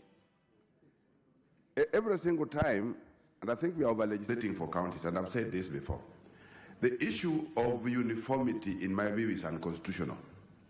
The Constitution and the spirit of the Constitution is that we are diverse. We need to do things in the best interest of the local situations where counties find themselves. So every single time we come up with the legislations that set uniformity, that set standards for or telling counties exactly what to do, in my view, I think is not very good for the country and even for the House. Uniformity, the Constitution requires that we are separate in as much as we are supposed to be interdependent. We are 48 governments, and we offer all manner of services. And it's true, counties exist in some geography. There's county geographies. And they don't exist in isolation. They exist in relation to the others. There's a way how they have to relate with the others. But that kind of a legislation needs to be left for the county assemblies of each particular county government, such that they get to legislate how to relate with other counties, how to relate in terms of how movement of goods and services. So when we do that as Parliament, I think there's an element where we are not getting it right. And Madam Speaker, I think this needs to be checked. It is not the first bill that is talking about issues of uniformity. And again, it's also not the first bill that we are discussing that is trying to set certain things for county governments. County governments are supposed to be semi-independent. They're supposed to work on their own legislations, and they're supposed to work on their own procedures of how to do things. In the Constitution also, there's a requirement that, in terms of how they're supposed to be raising revenue, counties are supposed to be competing in terms of own local revenue raising arrangements. But if we set uniformity for them, that's going to curtail where some counties may want to raise a little bit more through internal revenue generation, and we curtail that, I think there's a problem. And I can, as a matter of caution, Madam Speaker, somebody may run to court to challenge this bill if we don't look at it very carefully in terms of the constitutionality and in terms of the principles of devolution. Thank you, Madam Speaker. Thank you. Lastly, the Honorable Karemba Muchangi. The Honorable Eric Muchangi, member for Runyenjes, aka Karemba. Honorable Speaker, it is also right to call me Honorable Karemba. It is my name and it features in my national identity card. Honorable Speaker, I wish to start by first for supporting this bill. It is a very timely proposal that we have a uniform law that governs the way businesses are done across the counties. Honorable Speaker, one of the roles of government is to regulate and to facilitate the ease of doing business in the country. And Honorable Speaker, the government only in the public service is only able to employ around 1 million people. The rest of the employees in this country are employed by the private sector. That is where they have been absorbed. And Honorable Speaker, this law as proposed is supposed to facilitate the ease of doing business. And this is now where it matters the most. Honorable Speaker, for businesses that are young, those businesses that we call small businesses, it becomes very difficult to move around the country selling goods and supplying items. The reason is, if you have a business that is domiciled in Nairobi or that is registered in Nairobi and you want to move your items to counties like, let's say, Kiambu, Kirinyaga, and Chuka, or even Meru, Tharaka-Nithi and Meru, you are required to pay licenses in all those counties, distribution licenses. And you find that it is very, very difficult to get resources to pay for all those licenses and still make a margin or profit from these businesses. So you find that most of these businesses end up collapsing or dying as a result of multiple levies that are charged on these businesses. So, Honorable Speaker, this is a very timely proposal, and I believe that everybody should come in and support this bill so that we have a standard or a uniform way of charging levies across the country and across the counties so that we can give businesses an opportunity to thrive. Because again, this law, Honorable Speaker, will help our country to be competitive in terms of doing business. And that is where it matters. So, Honorable Speaker, I once again support this and say that it is timely, and let everyone support it because it's a good idea. Thank you, Honorable Speaker. Thank you very much. Honorable members, now I'd like to call upon the mover to reply. Mover, you can donate a few minutes. Thank you, Madam Speaker. The object of the bill actually is to facilitate the ease of doing business in this country. And currently, as it is, we find that many businesses and many businessmen and women are finding it very expensive and very difficult to do business, and therefore creating competitiveness in this country. I love the interest that this bill has had across the members from both sides of the House. And if we look at what the members have said, which is what the object of the bill will do, it will ensure that we have one licensing regime that is uniform, because Kenya is one and would like to make life easy and make life become easy for businesses and businessmen. The cost of transporting goods, as it is today, across counties, is a very expensive affair, because as you cross each county, licenses or levies are put on your goods. This bill will ensure that the transportation of goods between counties or inter-counties will be harmonized, and therefore these goods and services that you move, that cost will be, at the end of the day, the consumer will get the goods at a very good price. There is the issue of alcohol and substance abuse that currently, because of the licensing regime, counties are issuing licenses haphazardly to any business, not caring perhaps whether this business is near a school or near a market. And this particular bill has come in handy to a point where we are able now to say we can do consumer protection, so that issues to do with things like alcohol can be licensed within a regime that is acceptable in the community. That is, for example, that these alcohol dens should not be near schools, or should not be near areas that should that can cause harm to the young children in this republic.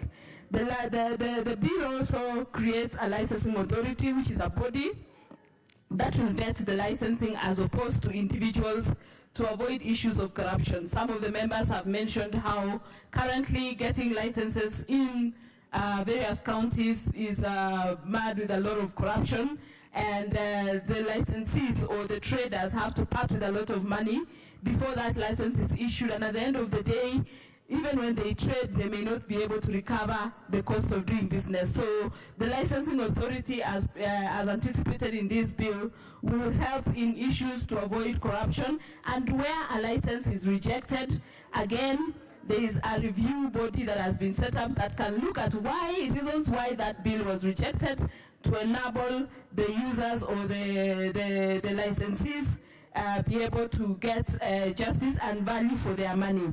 The other issue that has come out is that the cost of licenses has become expensive to many licensees, and what the bill will seeks to do is to also ensure that any license fee that is imposed on the licensees, before that license is imposed, the license first goes to the county government, to the county assemblies.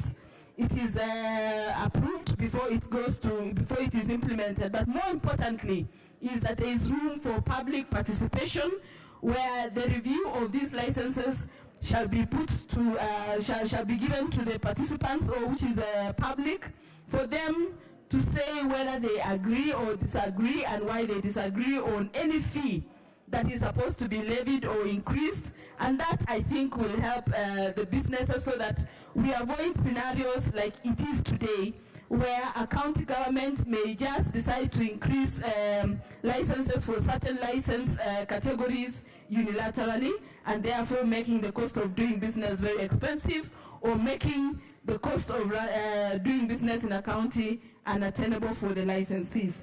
The license duration, of course, is another issue that has come up on the floor, and the bill will seek to clear an issue of the license duration being a calendar year, as opposed to being a year from the date of issue, as opposed to a calendar year, because some of the licensees perhaps would get a license in September, and by December that license is already expired. So the license duration will last for a year from the date when it is issued. This bill also seeks to ensure that there is electronic, the licenses are issued electronically, and the bill has given the county governments a period of within 3 years to ensure that their systems are in place, so that anybody applying for a license need not to physically go into an office, but can do it electronically, and that, of course, will avoid issues to do with corruption. We also see that the bill will also assist with entities or professional bodies that are licensed at national level, that they don't get double taxation. And secondly, and more importantly, is that there are professional bodies which right now the county governments don't consult before issuing them license. For example, the pharmaceutical businesses, you find quack pharmaceutical businesses being issued licenses. This bill ensures that county governments shall consult professional bodies before any license is issued or before any license is approved for issuance to those professional bodies. That will help us to ensure that the value of goods and the quality of goods and services that we get will be commensurate to what the common mwananchi requires. The bill is also requiring that the quality of goods and services produced are of high standard. The current scenario is where some of the goods that are provided or issued or sold to unsuspecting consumers are not of high standard, and the bill has sought to have the county governments liaise with government entities like KEBS to ensure that the goods that they are going to license will be of high quality and high standard, because the Kenyan consumer is me and you who will need to consume these particular products or goods or services. And again, this bill has ensured that there is protection of consumers and also standardization of the goods that are going to be sold within these various sub-counties. The bill also ensures that this licensing board will ensure that there is licensing, there is a uniform way of licensing, whether you want to grant, to renew, to transfer, or replace a license. And it will be the requirement of these licensing authorities within the counties to give any comments or any rejections or any comments to the licensee in writing. This is to avoid issues to do with corruption, because as you've heard, many of the contributors today have raised issues to do with corruption. So if communication is done in writing, it will then avoid situations where licensees are told to come to the side and maybe if they do one or two or they bribe, they are able to get licenses. Because if there is any information required, again, the licensees will be given in writing. The other thing that this bill has is the timelines within which a license can be issued. I think the license period has been set to 28 days, and if there is any comments or any requests required by the licensing authority to get from the licensee, again, the time frame within which a licensee has been given has been given, and also the response from the licensee has also been given, so that this license or the licensing regime is free from corruption. I think, Madam Speaker, this bill is coming handy, and it is a very good bill. It is come at a timely manner so that all county governments can conform to the uniformity. There is only one issue that was raised, that uniformity may be unconstitutional. I'd like to say that we have looked at the bill, and for us there is nothing unconstitutional about this bill.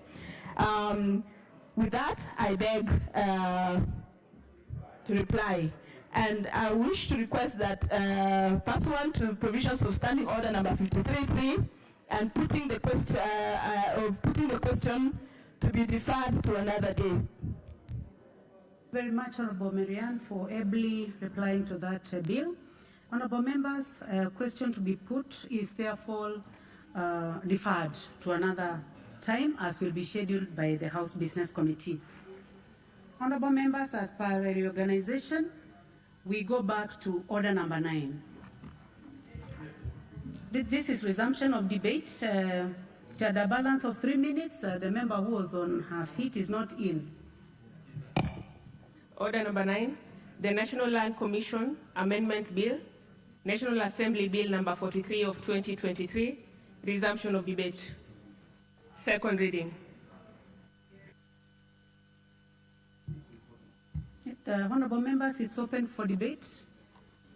I'll give the first opportunity to the minority leader. Thank you, Honourable Speaker, for this opportunity to contribute to this motion. I suppose I've got 10 minutes or more. I'm not sure. Honourable Speaker, I'm just seeking your advice. I've got how many minutes? Anyway, let me proceed. I want to start from the outset by declaring that I totally support this amendment bill. the National Land Commission Amendment Bill sponsored by the Honorable Owen Bayer, the Deputy Leader of Majority. Madam Speaker, and I am supporting this bill as a matter of principle. Matter of principle. Having looked at the section of the Act which is being amended, I can in fact say, without a fear of contradiction, that those sections, both section 14(1), both section 14 subsection 1 and section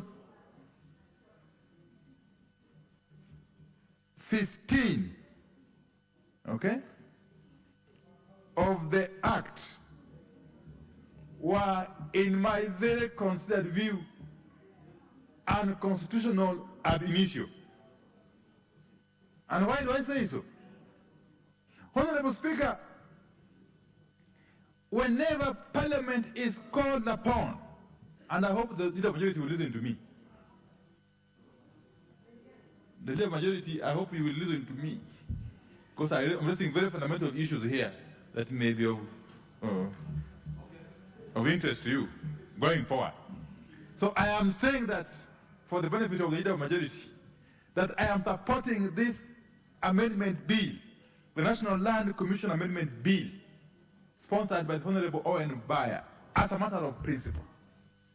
And I've said that now, looking at the sections of the National Land Commission Act that the Honorable Bayer is proposing to amend, I can say without the fear of contradiction that, in my very considered view or opinion, those sections were unconstitutional ab initio. Yes. And why do I say so? Whenever Parliament is called upon to enact laws, to give effect to particular provisions of the Constitution, it cannot be that same law becomes a limitation, becomes a hindrance to the very Constitution or very provision of the Constitution that it is seeking to effect. Because if you read Article 67 of the Constitution on the powers and functions of the National Land Commission, especially Article 67, sub-article E, Article 67, 2E, where the functions of the NLC are, among others, to initiate investigations on its own initiative or on a complaint into present or historical land injustices and recommend appropriate redress.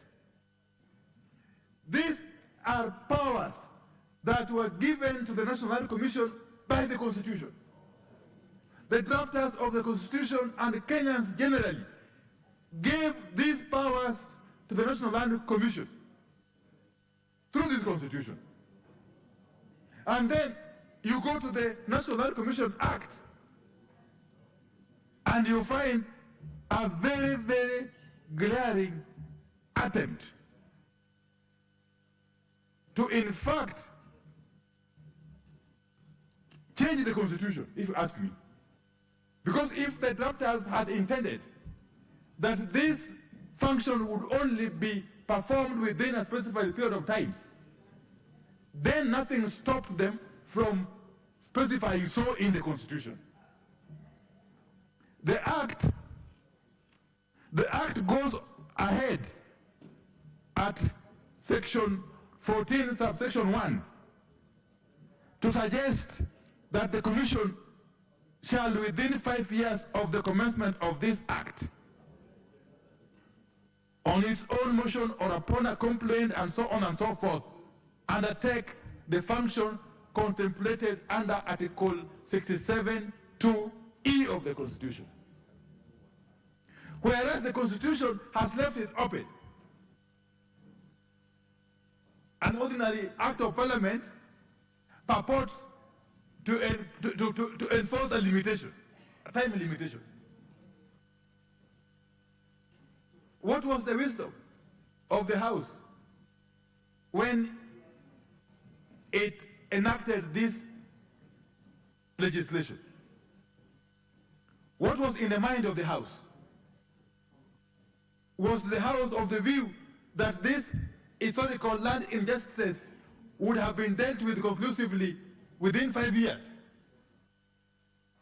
That the Commission would have been able to deal with all historical land injustices within 5 years? Was that the thinking of the House of Parliament when it enacted this particular statute law? Okay? My submission is that the House erred. The House made a great error in purporting to limit the time frame within which historical land injustices would be addressed by the National Land Commission.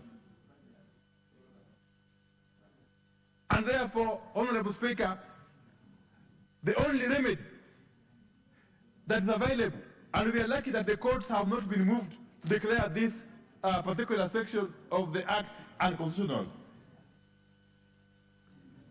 And therefore, Honorable Baya has given us, and Kenyans generally, a golden opportunity to right the wrong that was occasioned through the enactment of this statute law.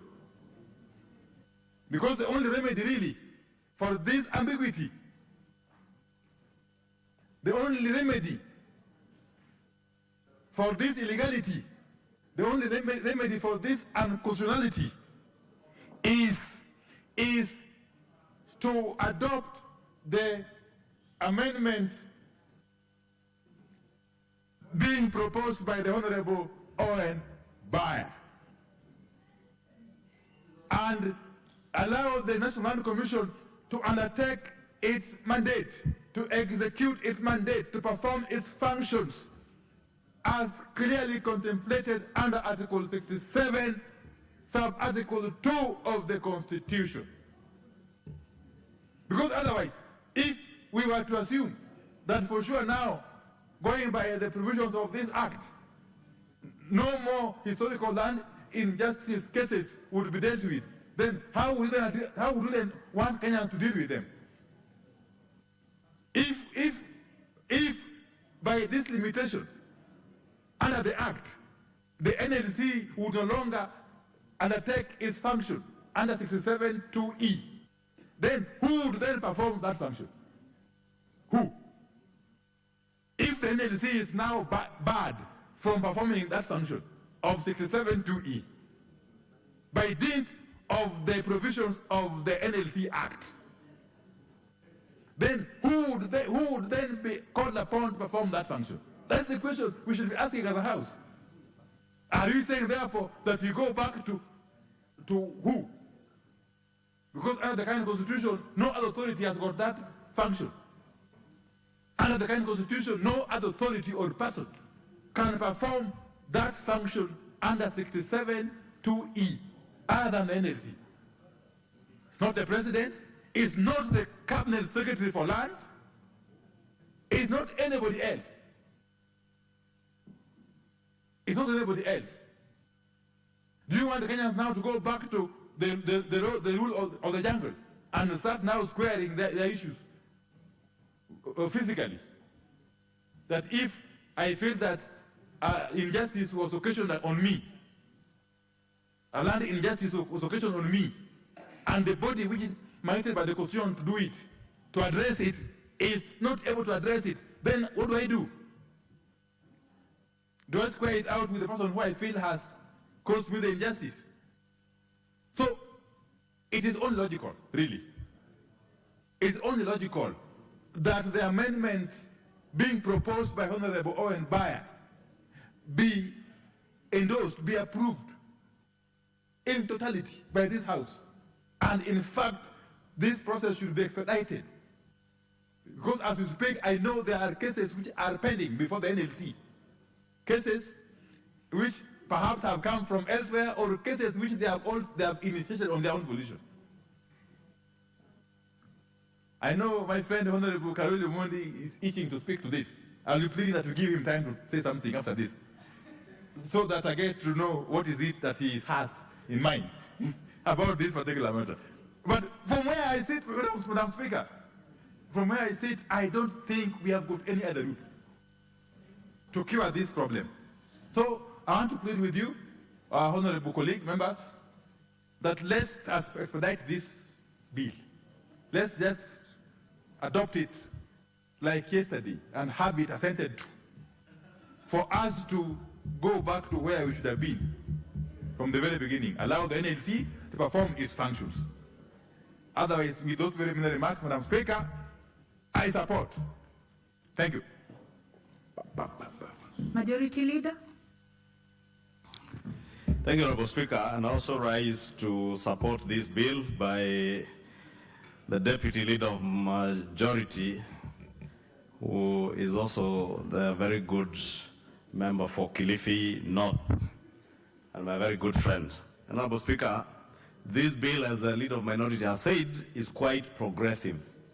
And indeed, I want to agree with the Leader of Minority that in the first instance, particular provisions in the law, as it were indeed unconstitutional, because you cannot limit what is expressly provided for in the Constitution through statute. And that is what I think Parliament had done, and I believe on hindsight now, because myself and the Leader of Minority were in that house in the 11th Parliament, was erroneous. And he said it's only fools that don't change their minds. And since we are not fools, as a house, we ought to change our minds and align the statutes to the Constitution.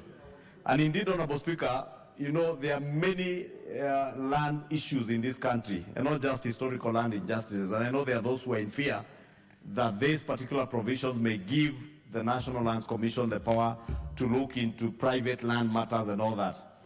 But what is of greater importance to me, Honorable Speaker, is the disposition of public land. Honorable Speaker, it's good that you are sitting as a temporary speaker today, because you have been the chairperson of the Lands Committee in this house in the last Parliament.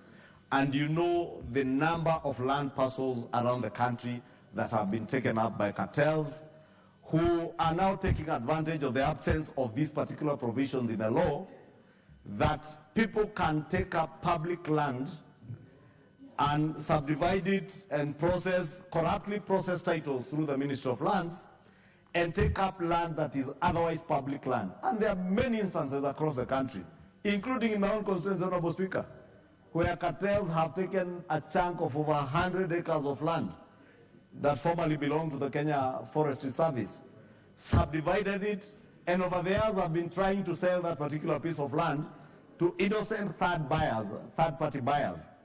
Honorable Speaker, you can imagine the tragedy that befalls people when you buy land that had title, that you went to the Ministry of Lands, searched that land, and found it to be a clean title, only to come to learn later that the particular people who sold the land to you initially ought not to have been legitimate owners of that land, Honorable Speaker.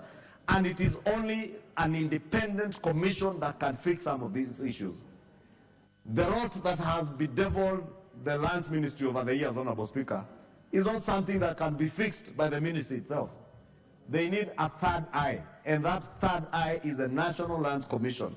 And the drafters of our Constitution in 2010 had every reason not to trust the ministry alone, but to create another independent arm, an independent commission in the National Lands Commission, to oversight and see what is being done on matters pertaining especially to public land. And Honorable Speaker, I want to restrict myself to the issue of public land, because that is where the rubber meets the road on matters to do with the theft of land, Honorable Speaker. And by denying, when this Section 14 and Section 15 of the National Lands Commission became redundant or lapsed within the 5 years of the commencement of the Act, Honorable Speaker, the National Lands Commission has been left as an impotent body. They will see today Kimani Ichung'wah grabbing public land. They know it is public land. Because I am in a position of influence, I will get my way through the Ministry of Lands, process titles of public land, subdivide that public land, and dispose it off. And the National Lands Commission will do absolutely nothing. Honorable Speaker, it is that we want to correct, and I must commend the member for Kilifi for having this bill done. Honorable Speaker, I had a similar amendment bill last year, which I had also done as a private member's bill. And the Ministry of Lands prevailed upon me to drop that particular amendment, that they would incorporate it in a bigger lands amendment bill that they were processing. And I was shocked when the bigger lands amendment bill came, these particular provisions were not provided for. And that is why today I stand to support the Honorable Owen Baya, because he is replicating exactly what I had done in my amendment bill that the Ministry of Lands refused to, or rather prevail upon me to drop, on the pretext that they were going to bring it together with the bigger bill, which is also before the House, Honorable Speaker, and without preempting debate, Honorable Speaker, I think is a order listed as order number 12 or 13, order number 13. But if you go through order number 13, you realize this section 14 and section 15 of the National Lands Commission Act were left out. And that is why I am obligated, because it was originally my bill, to support that, or the bill sponsored by my deputy, because it captures the spirit of what the country wants. The country desired to have a National Lands Commission that has teeth to bite, not a National Lands Commission that cannot act when the people of Kenya are being dispossessed of their land by cartels and thugs who will access power, thugs who will access the Ministry of Lands and corruptly change public land into private hands. Honorable Speaker, we can only depend on the National Lands Commission to correct some of these ills. And therefore, Honorable Speaker, I want to support, and I want to ask the National Lands Commission, if and when the House adopts this bill and gives them back the powers that they ought to have, they must move with speed to ensure that all public land, and even in some instances, Honorable Speaker, private land. Honorable Speaker, I have a case in mind, Honorable Speaker, and you have seen it in the news, of some land next to Windsor in Kiambu County, or on the border of Kiambu and Nairobi. A small group of people changed ownership of a company of very old men who bought land many, many years ago, decades ago. They corruptly changed the ownership of the company, influenced people at the lands office, changed title, and transferred those titles to other people. And Honorable Speaker, let me say, because these are matters under investigation, I hear there is a senior police officer in Nairobi who purports to be having breakfast with the Deputy President and dinner with the President, and forces police officers to guard stolen land. Let me tell that officer, whether you dine with the President, whether you have breakfast with the Deputy President, whether you have lunch with the Leader of Majority, you shall have no opportunity to steal land from the people of Kenya on account of the office you hold, because you can commandeer officers with guns. This is the injustice, Honorable Speaker, that is being meted out on the people of Kenya over their land, because we do not have this provision in law, where the National Lands Commission, those who feel treated unfairly, can run to and have titles revoked. Honorable Speaker, you'll be shocked, that particular case around Windsor, none other than the Principal Secretary in charge of lands cancelled the particular titles and instigated the cancellation of those titles. But because there were policemen and senior police officers involved, they now use their powers in the police to guard goons taking charge of a private land. You saw, Honorable Speaker, the other day, none other than the Minister of Lands herself, C.S. Alice Wahome, being locked out of her property in Loresho. Goons. Why? Because they are policemen who think that they are a power unto themselves. Honorable Speaker, because that particular officer knows himself, let me tell him from the floor of this House, there shall not be an inch of land grabbed in Nairobi or Nairobi's environs on account of you claiming to dine and wine with who is who. Sorry to interrupt. Public land will remain public land. What is private land will remain as private land. I hope Honorable Opio doesn't have land that is grabbed. Opio Wandai? Yes, Honorable Speaker, you know for sure, Wandai and land grabbing can't be in one sentence, for sure. But having said that, what Honorable Leader of Majority is saying is very serious, extremely serious. Is it possible, Honorable Speaker, that you could perhaps persuade him or compel him to name this officer? Because I don't think this House can continue to operate in generalities. That officer needs to be named.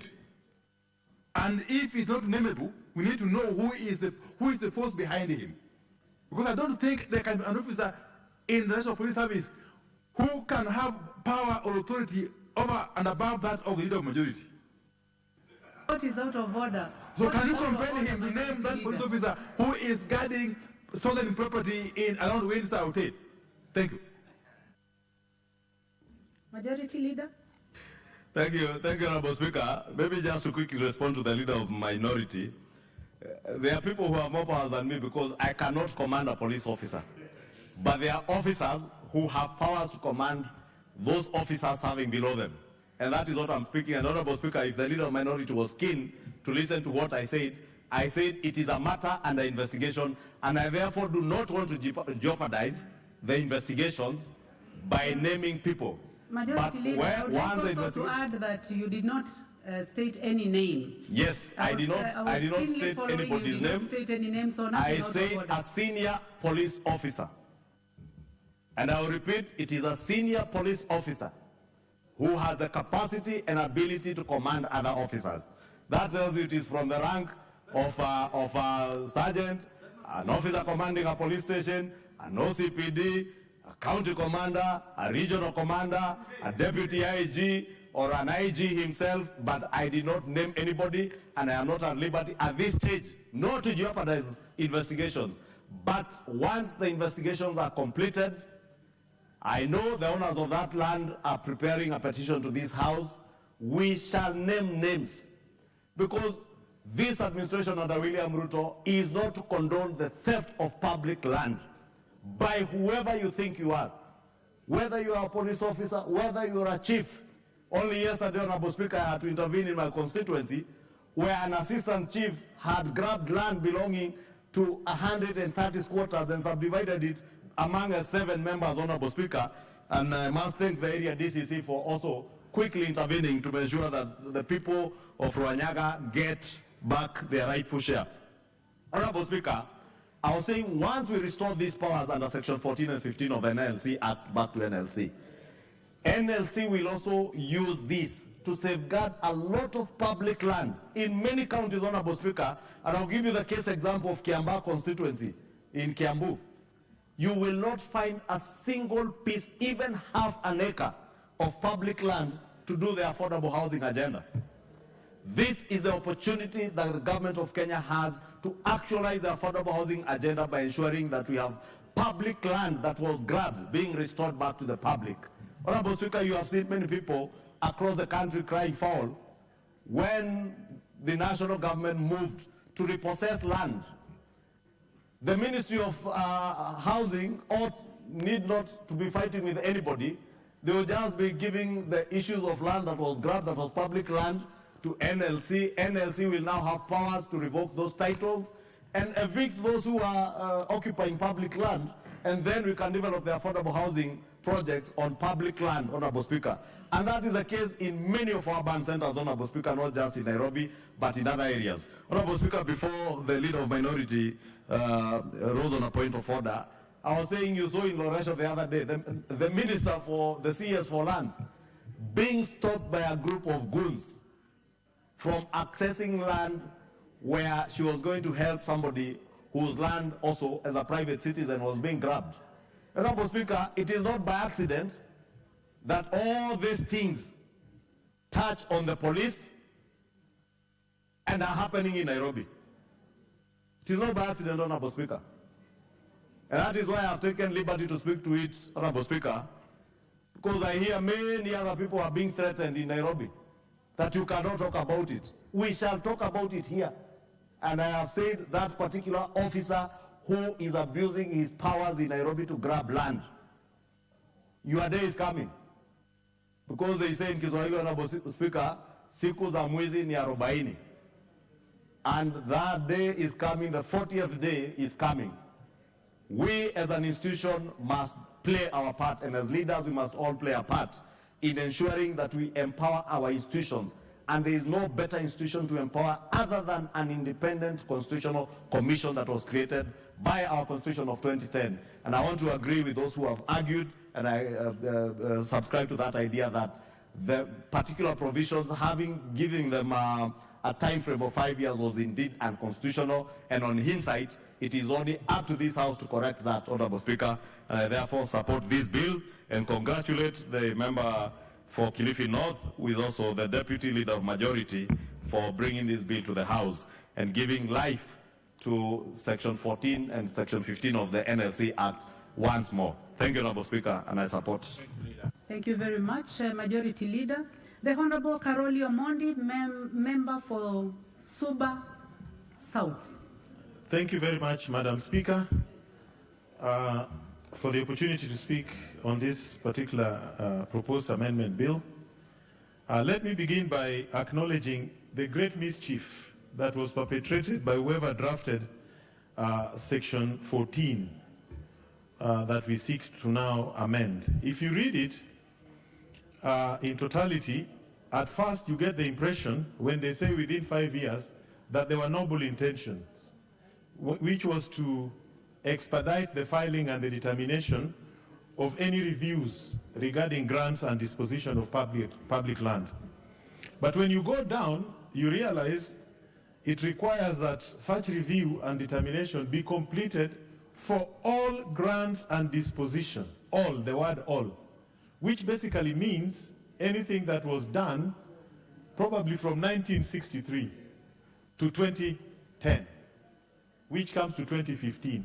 So when you have a law that creates an impossible task to perform, you can clearly see the mischief. And I would like to support the proposal by Honorable Owen Bayer that we delete within 5 years in that particular section. But we should equally delete all and insert any, so that it becomes a continuous process.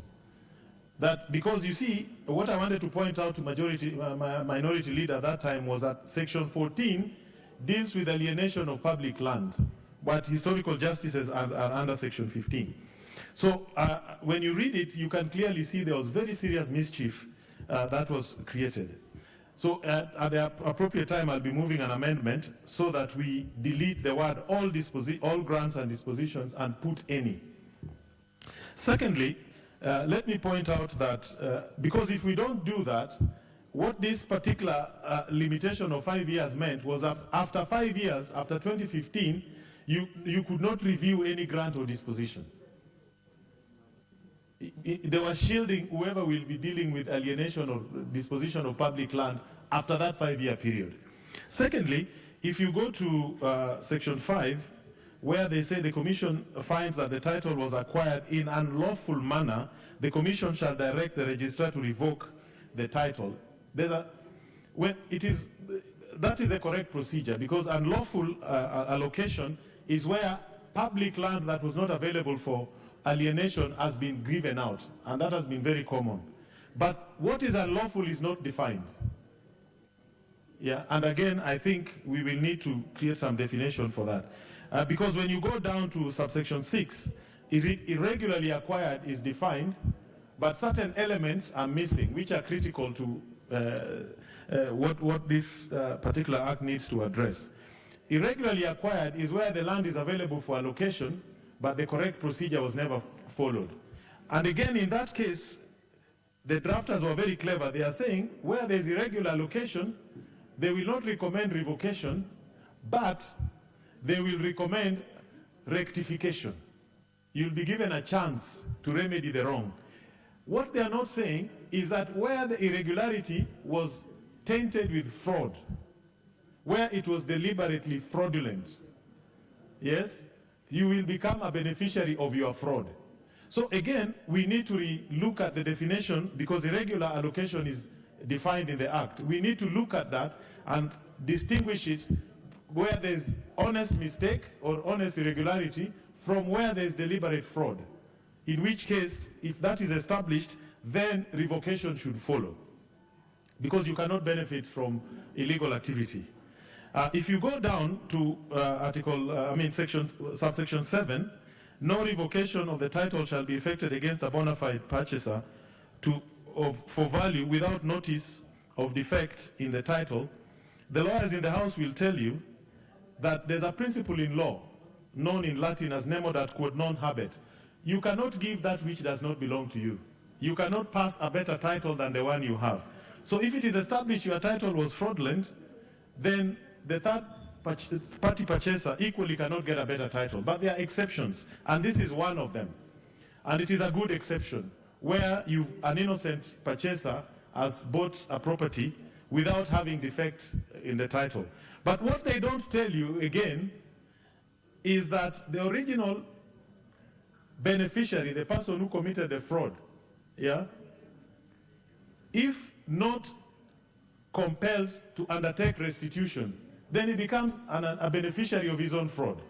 In other words, there will be cases of unjust enrichment and where people will benefit from illegal activities. So again, we will be proposing an amendment that in case of irregular allocation or unlawful allocation, the person who committed the fraud will be required to make restitution either to the state or to the person who paid them. Because where there's a revocation, they should make restitution to the person who paid them. Where there is just restitution, they should be required to pay the value of the property or whatever they received, whichever is higher. And I would like to, again, just to go further to now historical injustices. That is section 17, subsection 3D, the one that my minority leader was very passionate about. Again, they imposed a 5-year limit here for historical injustices. And to handle a matter of historical injustice, I mean, if you want to look for historical documents and to show you are displaced, your community lived there, it takes time. Some of these documents are not even within the Republic of Kenya. They're in the archives in England. So it was again a mischief. I think I support the deletion of this particular clause so that issues of historical injustice, issues of review of grants or dispositions of public land are continuous and permanent power vested in the National Land Commission. But I want to point out, as we undertake all these things, we need to be very careful, because there's very serious potential to disrupt the good commercial order of society when you deal with issues of land. You can see the case of Zimbabwe, where a food basket has become a basket case by, again, issues of land. And there are also very serious complications. When you're dealing with historical issues in Africa, you need to remember, like in the case of Kenya, the first formal registration of land was in 1905. And this particular law talks of 1895. So where do you start? And where do you get the materials? Yeah, and the communal land ownership in Kenya was very fluid. There were no common boundaries. We used to have what was called usufructuary rights. You used land, then you moved on when you got tired of it. And to make matters even worse, the coastal strip had a different legal system. We had the Sultan of Oman exercising domain at the coast and establishing land. That's why we have Mazrui Land Act and all those other issues. So I would ask that as we support, we have an open mind and we make those amendments as I've suggested. Thank you very much, Madam Speaker.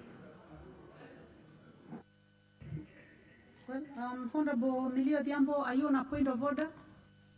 Yes, you may proceed. Thank you, Madam Speaker, for giving me this opportunity. Madam Speaker, I just want to rise on standing order number 1. I don't have my standing orders, but this is something that can be within your discretion. That, Madam Speaker, we are proceeding in this House like everything is normal, and we are hearing rumors of an air crash involving the CDF, Francis Ogola, and 5 others. Madam Speaker, that is something of national interest and serious national concern. Our Majority Leader is here. I think it would be good if he can allay our fears, or if it is true, so that we can deal with this. And I think it would be appropriate for us as a House not to proceed with the Land Commission bill when we're having such a serious national or issue of national interest. Can he confirm whether the issue of the crash is true or whether it's merely a rumor? This is a very serious issue, Madam Speaker. Can we please be updated? Thank you.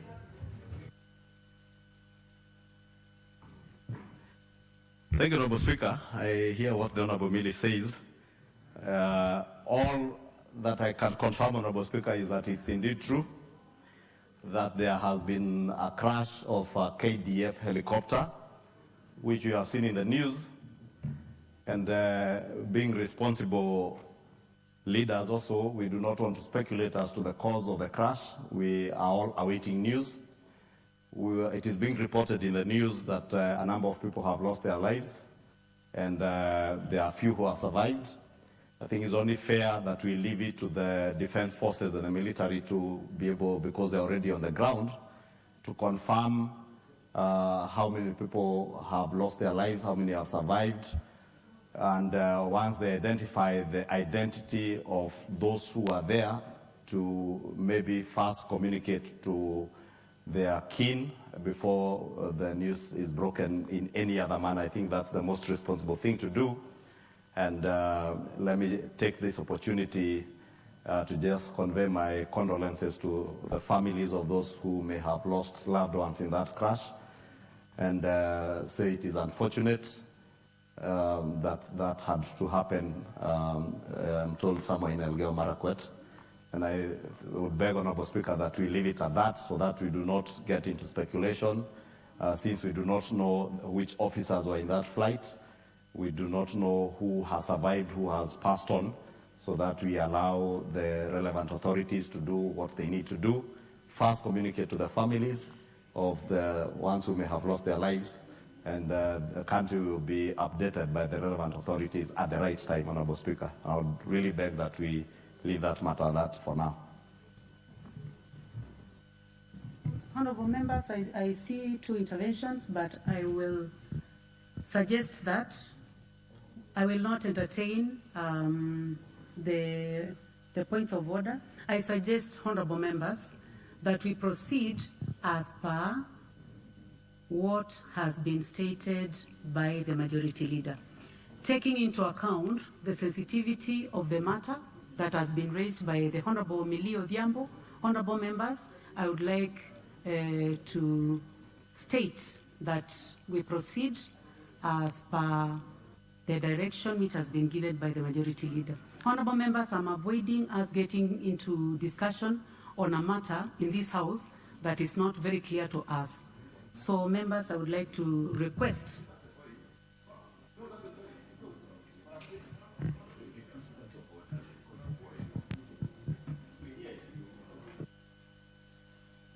Honorable members, I'll give an opportunity to the Honorable Peter Kihungi, member from Kangema. Are you in the House?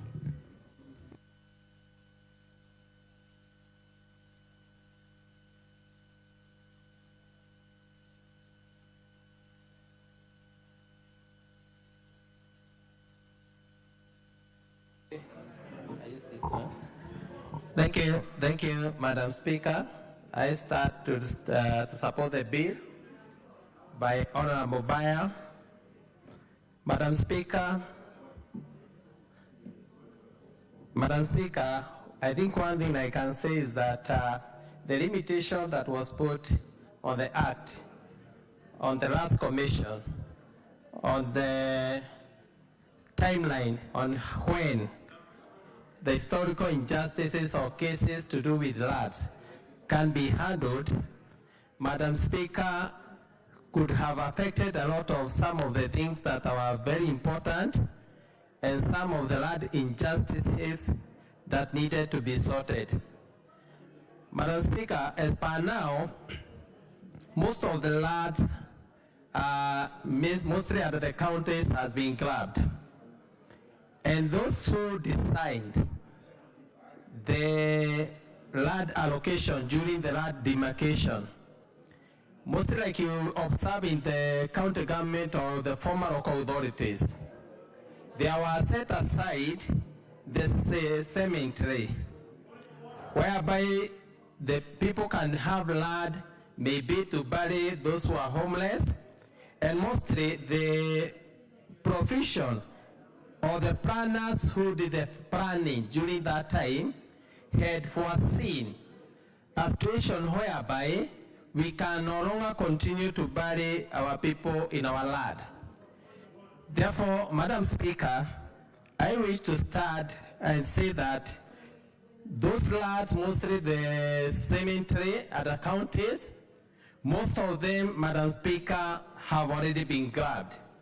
I had an instance in my constituency whereby a homeless person or a person who doesn't have land died, and we found that most of those cemeteries has been grabbed and occupied. Madam Speaker, we wish to support the bill whereby anybody who has government land or have grabbed a land, he must understand that that land remains to be a government land, however long it takes, however long... Sorry to disturb you, Mheshimiwa. I would like to give an opportunity for a point of order by the minority leader.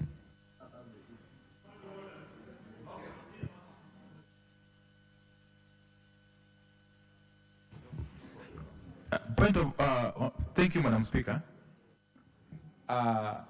First and foremost, I'm raising on two issues. One, given the anxiety that has engulfed the nation following that helicopter incident, I don't think it will be proper for the House to continue its business as usual without clarity being provided on the nature of that particular helicopter incident and the casualties, if any. So it would be proper, indeed, as a way of honoring those who have been affected, one way or the other, by that incident, for the House to adjourn, really, to adjourn and resume maybe later, maybe next week. Yes. But more seriously, the House has got a quorum. More seriously. All other ones are basically, but more seriously, there's no quorum. So I think we just have to adjourn and, yes, thank you.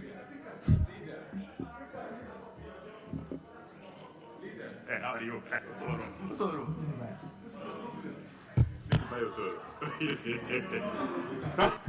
Yeah, so he was on a point of order and he has raised the matter of quorum. So we just follow the procedure for quorum. So I order that the bell is rung for 10 minutes. Sergeant at Arms.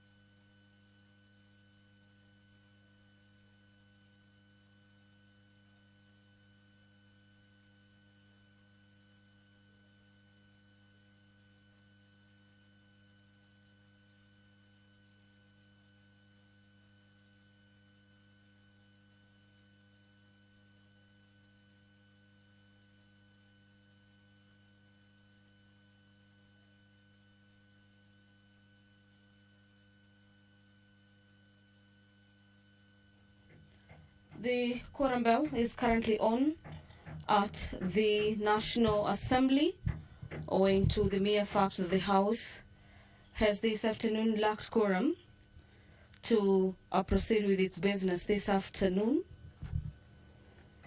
Previously, before the Speaker directed that the quorum bell be rung,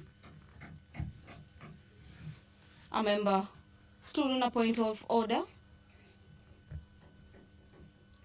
notifying the Speaker that the House had lacked quorum. And according to the member, the House was not really in the mood to continue debating the National Land Commission Amendment Bill 2023, owing to the just breaking news on our televisions this afternoon of a chopper crash, a military chopper crash in West Pokot County that is said to be carrying about 8 top officials in the military.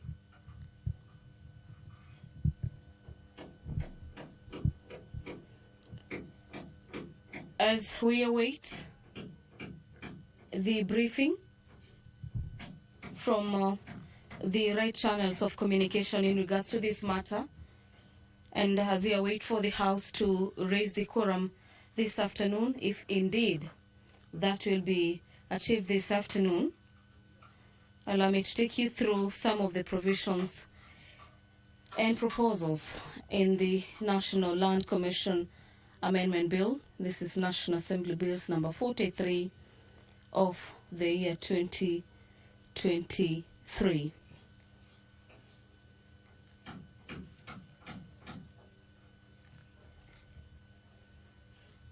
The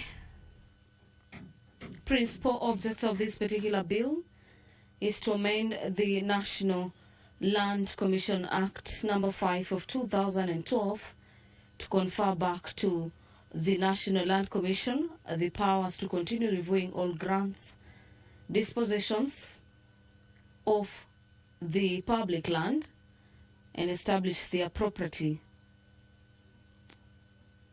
as well as matters legality, since Section 14 of the Act has since lapsed. As it is at this particular juncture, the Commission is right now inhibited from addressing any complaints dealing with public land and providing redress, even where there are clear and apparent cases of illegality in the dispositions relating to the public land. This is a matter that members of the National Assembly had resumed debate on this afternoon, with members giving their insightful comments and contributions in regards to various amendments in the National Lands Amendment Bill in support of why the National Lands Commission needs to be empowered. The bill further seeks to allow that the National Land Commission continue admitting and processing historical land injustices claims, since the Act provides that a historical land claim may only be admitted, registered, and processed by the National Land Commission if it is brought within the 5 years from the date of commencement of the Act.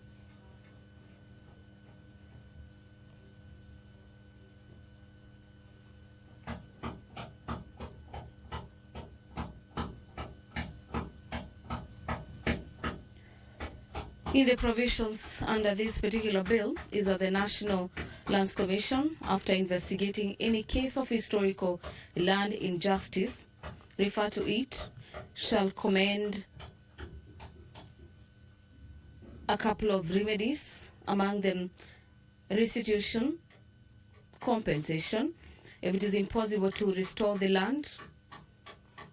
The Commission could also recommend resettlement as an alternative land. The Commission could equally recommend that there be rehabilitation through the provision of social infrastructure, affirmative action program for the marginalized groups and communities, as well as creation of waivers and easements. The Commission could also recommend the revocation and reallocation of the land, and equally order for revocation of an official declaration in respect to any public land and matters to reallocation. In matters to do with land injustices in the country, if this particular bill is adopted by the House with its amendments and later sent to and becomes law, the National Land Commission will have more powers to even recommend sale and sharing of the proceeds of the land in question, recommend refund to bona fide third-party purchasers after evaluation or declaratory and preservation orders, including injunctions. And upon determination of a historical land injustice claim by the Commission, any authority mandated to act under the redress recommended shall be required to do so within 3 years.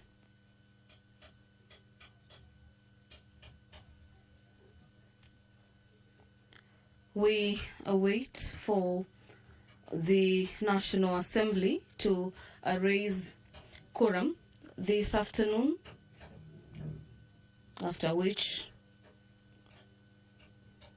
the House Speaker is addressing the House. Allow me to hand you over.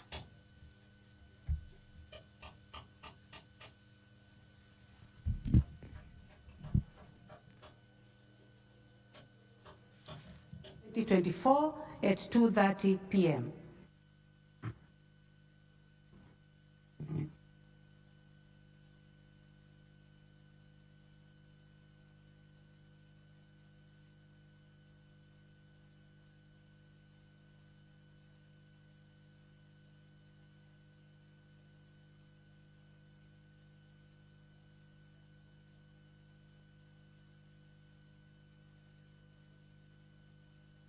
The House has failed to raise the number to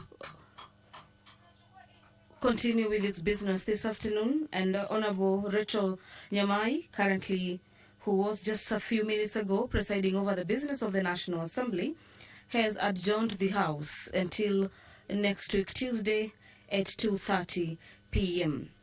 Allow me to hand you over back to our national broadcaster, KBC, or equally we follow up from the proceedings coming from the Senate chamber this afternoon. Enjoy your viewing.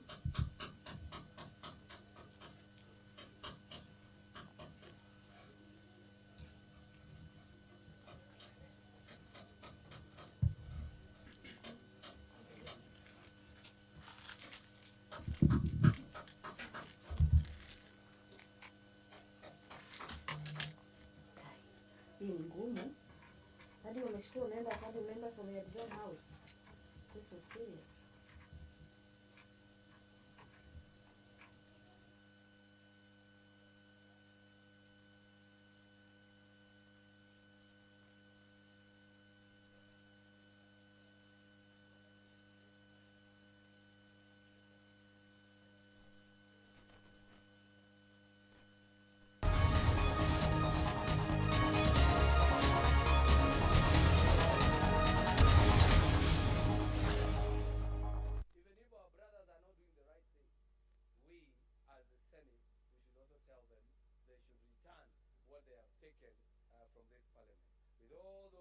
Many remarks, Mr. Speaker. I support this, that we should have a threshold higher to remove a CEC. But as I support that, the law that is giving step by step of that process is in the pipeline, and I hope the members will support it. Thank you very much, Mr. Speaker. Thank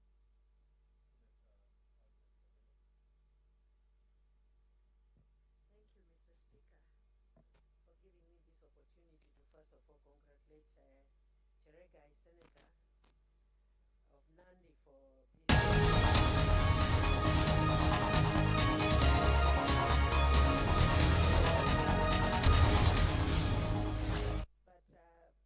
Mr. Speaker, I want also Keregai and the committee which will deal with this bill to check on how the MCRs can be empowered to be able to call the CECs to the county assembly for questioning, just like we senators call the CSs here at the Senate to question them.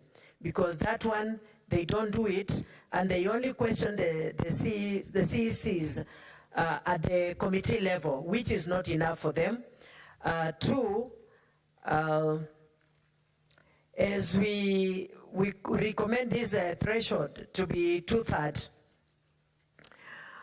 we should also look into the law, the county assembly law, to be able to protect both the CECs and the county assembly and the governors. Let's say, for example, if the CSs are not working and if they cannot deliver, all the accusation goes to the president. Anybody who stands accuses the president, and yet they are the CSs who are failing in their dockets which they are given to deliver. And so that should also be looked into so much at the same time at the county level. Because if, before we declare the governor has failed, the CECs will be the first people to fail. Why? Because the governors have given them a docket to assist them. If the governors could deliver at the county level on their own, they could not appoint the CECs. The same thing with the president and the CSs. So there's a gap there somewhere, and that gap is what should be looked at in the Senate, so that we can streamline things. At the same time, the MCRs in the county assemblies are not doing their work of oversighting the governors because they have no funds. What has made this Senate or the government of the executive, the president and the lawmakers not to give the MCS a fund so that they can be independent? Because as long as they depend on the governors to be able to deliver to their wards, they will never do the right oversight that they should do to the governors. So to enable them to work, we must find a way of them getting direct money. When I was in BBI, we had recommended that they get 20 million directly to them to be able to work in their wards, so that they are not at the mercies of the governors, and so that they can be able to oversight the governors properly without fear of that there will be no development in their wards. And because if they don't have any developments in their wards, then they'll risk their re-election. And so as we protect us here as senators, we should also protect the MCRs, and because we are defenders of devolution, we should check and make sure that the governors are doing the right thing that they are supposed to do, and the MCRs also are doing the right thing that they should do, and the CECs are also doing the right thing that they should do. I think with those few remarks, I support, but with those many amendments. And let's check even from the top. Because if we only correct things at the county level and we don't correct things at the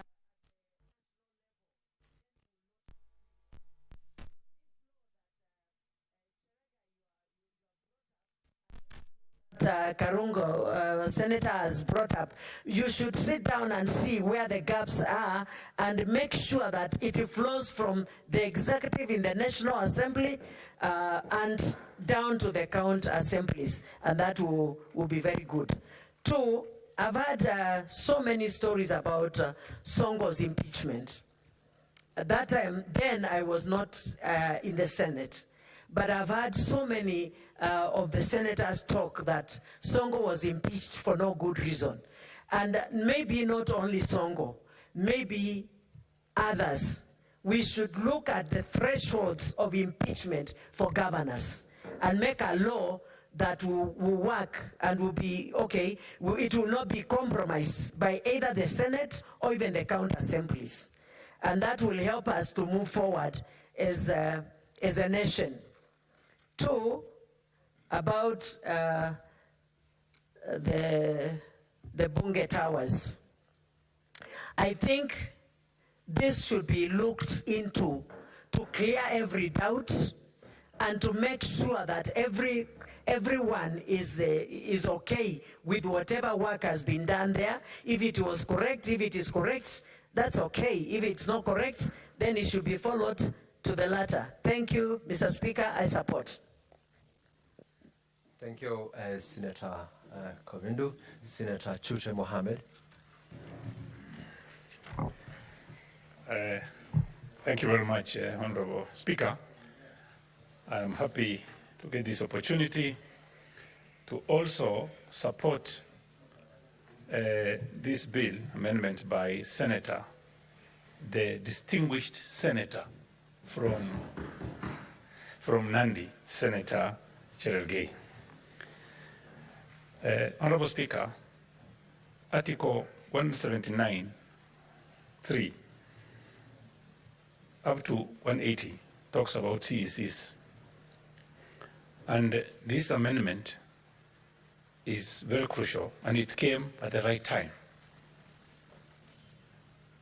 Removing a CEC with 1/3 is not justifiable.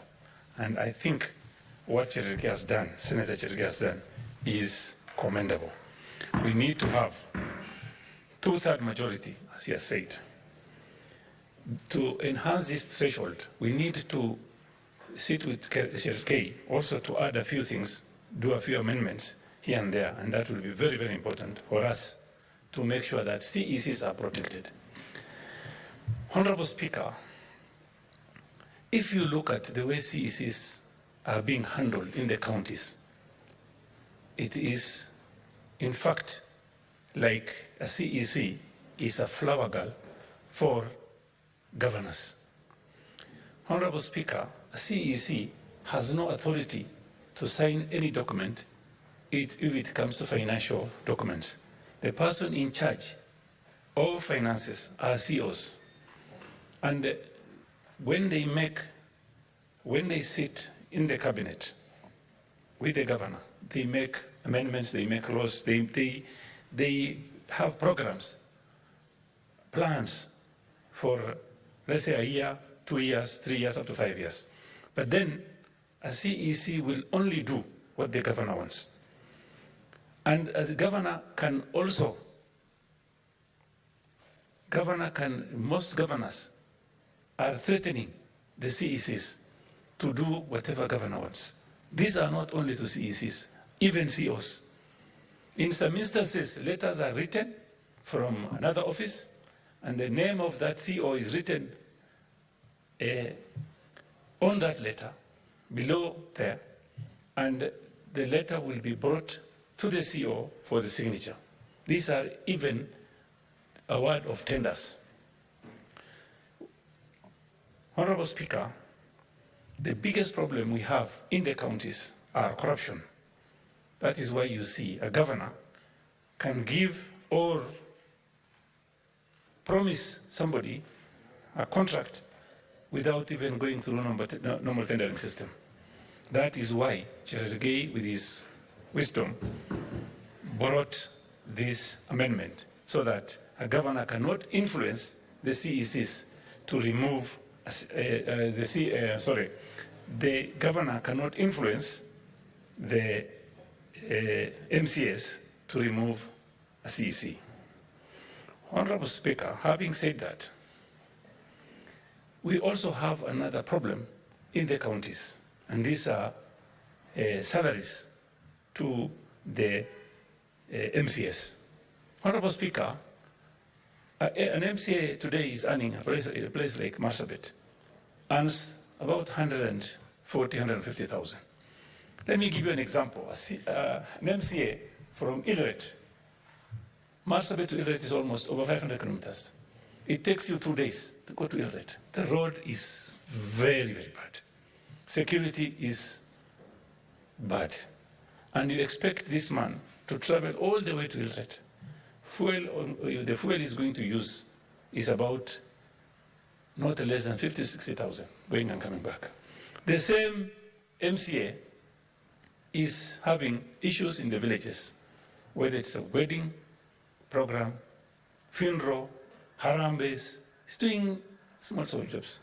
And then you expect the same MCA to come and work and make laws in the county assemblies. Honorable Speaker, we need, if you want to change these laws, to amend the laws, you need also, or we need also, to help our MCS to at least get a salary not less than 400,000 per month, if you want them to do a very good job. Some people are saying MCS are removing governors, even deputy governors. But this is an influence. They can be influenced from outside there to remove a governor or a deputy governor. That can be done because they don't have even money to do their own personal things, like taking their children to school. Honorable Speaker, I'll tell you today, how do you expect an MCA to oversight a CEC who is earning over 400,000? How can that be possible? It is not possible. He cannot work efficiently because he's not being paid well. If you want efficient control of the county, you need to pay our MCS well. Honorable Speaker, this proposed amendment needs to be looked at and add, or in fact, we need to add a few things. Honorable Speaker, the issue of the governors. Honorable Speaker, I met Governor Sonko about an hour ago in these premises. And the way Governor Sonko was removed, if there is a way of even asking the Governor Sonko to bring a petition to this House, because the way he was removed is totally, I think, is unconstitutional and also very irregular. Honorable Speaker, you know, when these laws of impeaching governors should be looked at, we need to do amendments. That amendment that can go even as far as after they've been impeached in this House. This matter needs to go to the courts for the courts to say, yes, this person was removed regularly. Honorable Speaker, some people are saying Governor Sonko was removed from up there, but I want to differ with those people because the same senators, some of them are here even now, they're in this parliament, they removed Sonko. If they wanted to defy the issue of up there, they should have said no. Simple. Say no, we're not going to remove this person. So the issue of removing somebody, and I'm very grateful, I'm happy that our president is not following that trend. He says no, because he goes to church every Sunday and he believes in God. Honorable Speaker,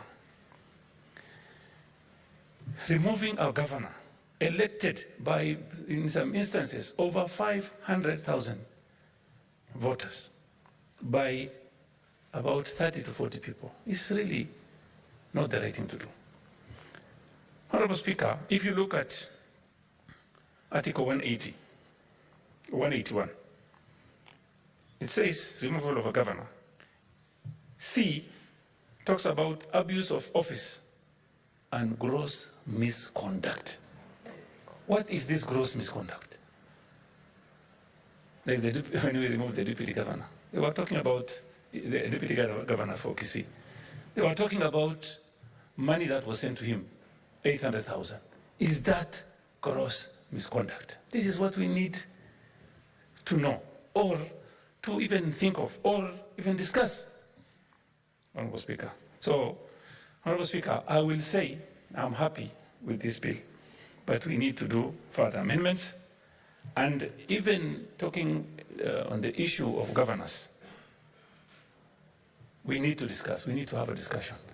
I have a proposed bill amendment on the governance coming before this House. And we are just discussing on which particular day is convenient for the House and the management of this House.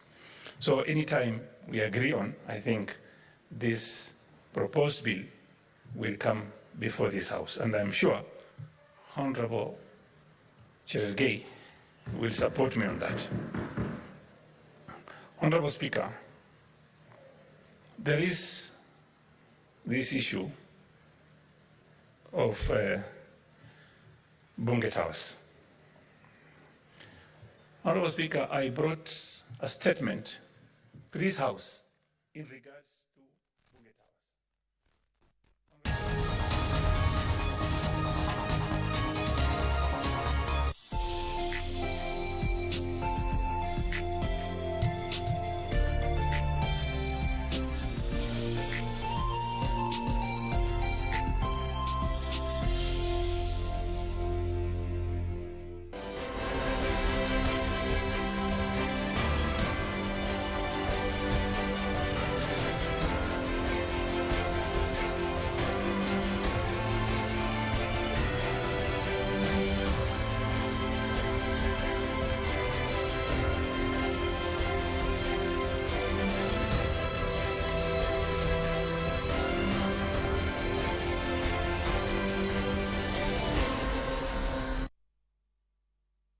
The Bunge Tower project was initiated in mid-2009 by the 3rd Parliamentary Service Commission, PAC, 10th Parliament. The Commission, having noted the limited office accommodation for members at Continental House, resolved to undertake the project to mitigate the challenges of office accommodation, especially the need for well-planned and environment-friendly offices, need to accommodate a secretariat to MPs, and to modernize the working environment and conditions in committee rooms and other facilities for the then National Assembly.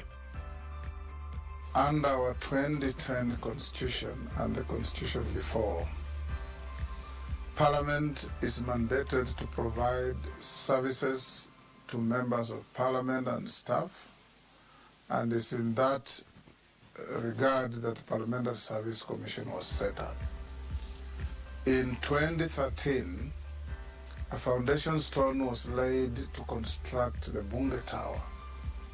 It has taken time, it has taken resources, it has taken some pain, it has taken some pleasures, but finally, in the 13th Parliament, the Bunge Tower is here and complete. And on the 19th of this month, to be precise, Friday of this week, our President, Dr. William Samoei Ruto, has graciously honored the invitation by Parliamentary Service Commission to officially open the Bunge Tower and add to the beauty of Nairobi skyline, add to the beauty of the high-rise structures of Nairobi, and above all, enable Parliament to enhance its work by giving our members of both houses, the National Assembly and the Senate, and our staff, facilities that will make them work even better. Step back in time with us as we journey through the rich history of Kenya's Parliament, a journey marked by resilience, evolution, and the relentless pursuit of democratic ideals. From humble beginnings to the modern chambers that stand as a symbol of progress. Join us as we explore the transformative journey of Kenya's legislative landscape. Our journey commences in the year 1907 with the inauguration of the Legislative Council in a modest corrugated iron sheet building along White House Road, now known as Haile Selassie Avenue. Over the ensuing decade, the Legislative Council expanded in membership and mandate, mirroring the growing aspirations of Kenya's diverse populace.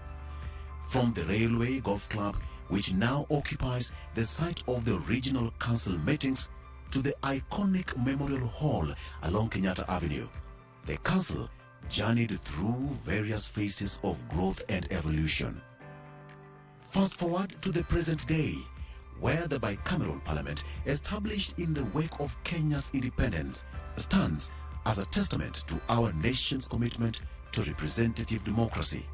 The transition from a unicameral to a bicameral legislature heralded a new era of governance, one characterized by increased representation and accountability. In independence 1963, we had the National Assembly then, we had the Upper House, which was the Senate, and that started in 1964 on up to 1966. After August 2010, we had the commission chaired by the former Speaker, my Speaker, Honorable Kennedy Marende. I had a team of experts within Parliament, and I set up a team, a strategic team, that was supposed to see what's the future. Because now the constitution has been passed, it's 2010. Within 2-3 years, by 2013, we are going to have 347 members of the Assembly. And that was part of the Constitution. We are going to have a Senate with 67, which was very clearly in the Constitution. And that was a reality now. So as a clerk, I had to sit down, have to sit back with my team and say, before you go to the commission, let's put up a team that can be able to map up a roadmap that can be able to give us, one, the first priority. And the first priority was, we are going to have 349 members. And each member will definitely need a seat. In the period between 2008 and 2009, the Third Parliamentary Service Commission, guided by its 2008-2018 strategic plan, envisaged provision of a good working environment for members of Parliament. They embarked on a journey of modernization and renovation, infusing the chambers by cutting-edge technology and the trappings of the information age. The refurbished chambers unveiled on August 7, 2012, comfortable working environment and seats in the chamber that could support the long sittings, boasted digital Congress systems, electronic voting mechanisms, and state-of-the-art broadcast equipment, an embodiment of our commitment to transparency and efficiency. Furthermore, the redesign of the chambers with its horseshoe layout fosters cooperation between opposing sides while preserving the historical symbolism and appearance that have characterized our legislative heritage. It was during this same time that the Bunge Tower was conceptualized. This project was conceived in the 10th Parliament. At that time, the number of members of Parliament were only 222. And I think even though the Constitution was passed in 2010, when planning was being done, nobody quite visualized the situation of the size of the incoming Parliament with the two houses and the need for more committee work, committee rooms. So that actually was a major shift from what had been provided for there in the initial conceptualization of the project. And of course that meant also some delays. In a true spirit of democracy, the name Bunge Tower emerged from the voices of the Kenyan people themselves. The Commission made a decision that we do a naming competition.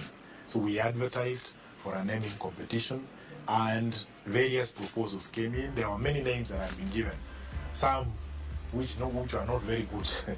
But in the end, having assessed the various names, the commission settled on Bunge Tower.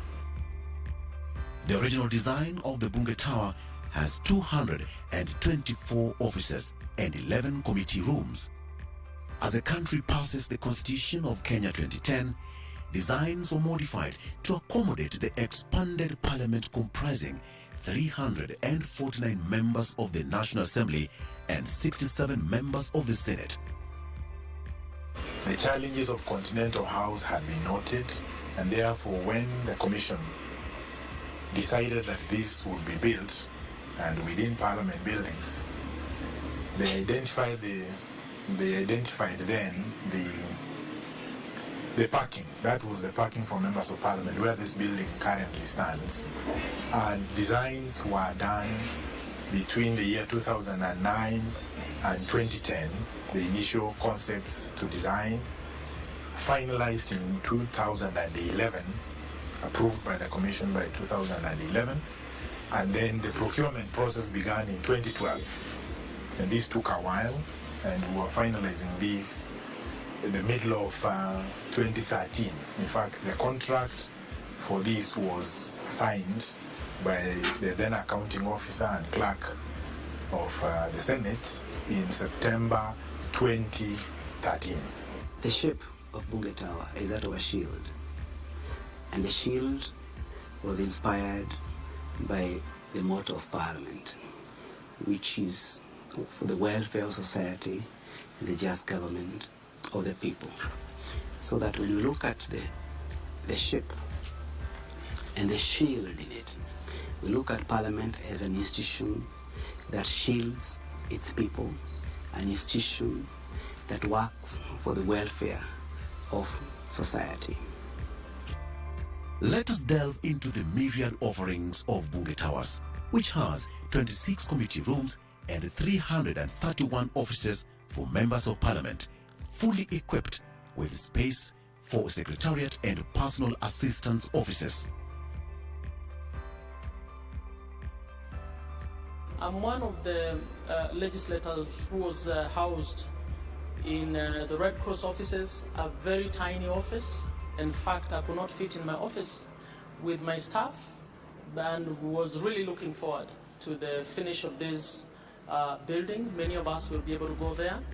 Our work as Waheshimiwa is actually quite a lot to contribute in the House, and for me personally, this comes as a relief, because then my staff will be able to do their various work, and I will also be able to sit in the office and do my work with adequate space. Our secretariat, our work involves a lot of paperwork. Therefore, the secretariat position gives me coordinated situation whereby between my secretariat and the committee secretariat is very linked now. Two, from here to my committee room is just this wall is the boundary, meaning it's easy. I can do constituency work and parliamentary work at the same time. We can now legislate. No reason for quorum to be there that you don't have quorum in the chamber, because you now have infrastructure. I believe that should be the position, and my colleagues, I call upon you that we embrace the new infrastructure. Let's make use of it. Let's represent our people. Let's make good legislation for our people. When we are talking about public participation, we usually have a challenge because we have to go to many different places when we need to hold meetings for public participation. I think this is going to now ease up the pressure on the legislators to be able to work closer to where the seat of parliament is. Some of the facilities that are in this Bunge Tower that were conceptualized then and have now been realized. We have parking has been a big problem within Parliament, so we designed basement parking, 4 basement parkings which can take up to 400 cars. So that is a big facility for members of Parliament. Then we have a library which we have at the ground floor of this building, which would fairly provide space, additional space for members of Parliament to sit. The library we have currently at Continental House is very limited, it's small. This one would provide for additional sitting space. Moving up through the floors, we encounter a plethora of amenities, catering to the diverse needs of its users. Committee rooms equipped with state-of-the-art audiovisual systems grace the first 5 floors, facilitating productive discussions and informed decision-making. 4 committee rooms will be fitted with video conferencing facilities to enable remote presentation of evidence to the committees. My best feature of Bunge Tower would have to be committee rooms.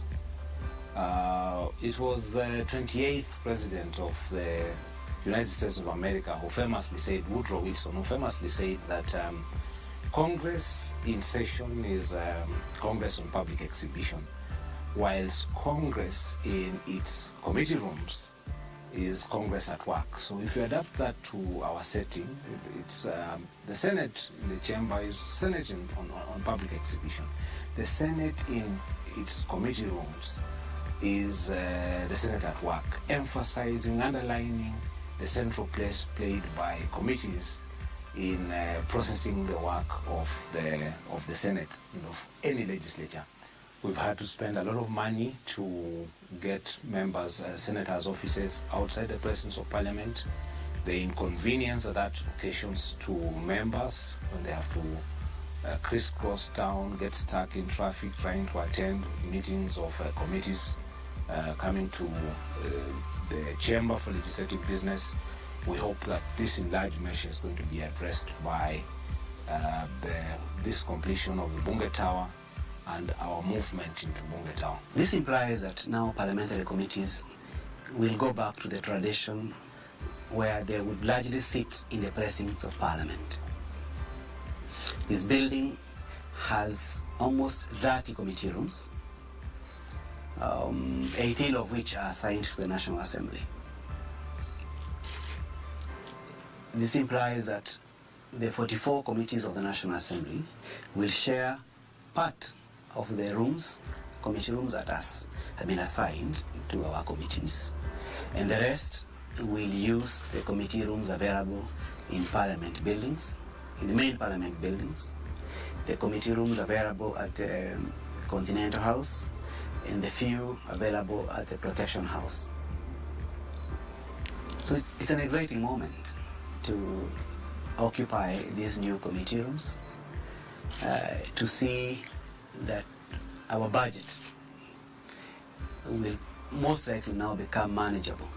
The 4th floor, an open oasis amidst the urban landscape, invites occupants to bask in natural ventilation and enjoy serene garden furniture, a sanctuary amidst the hustle and bustle of parliamentary proceedings.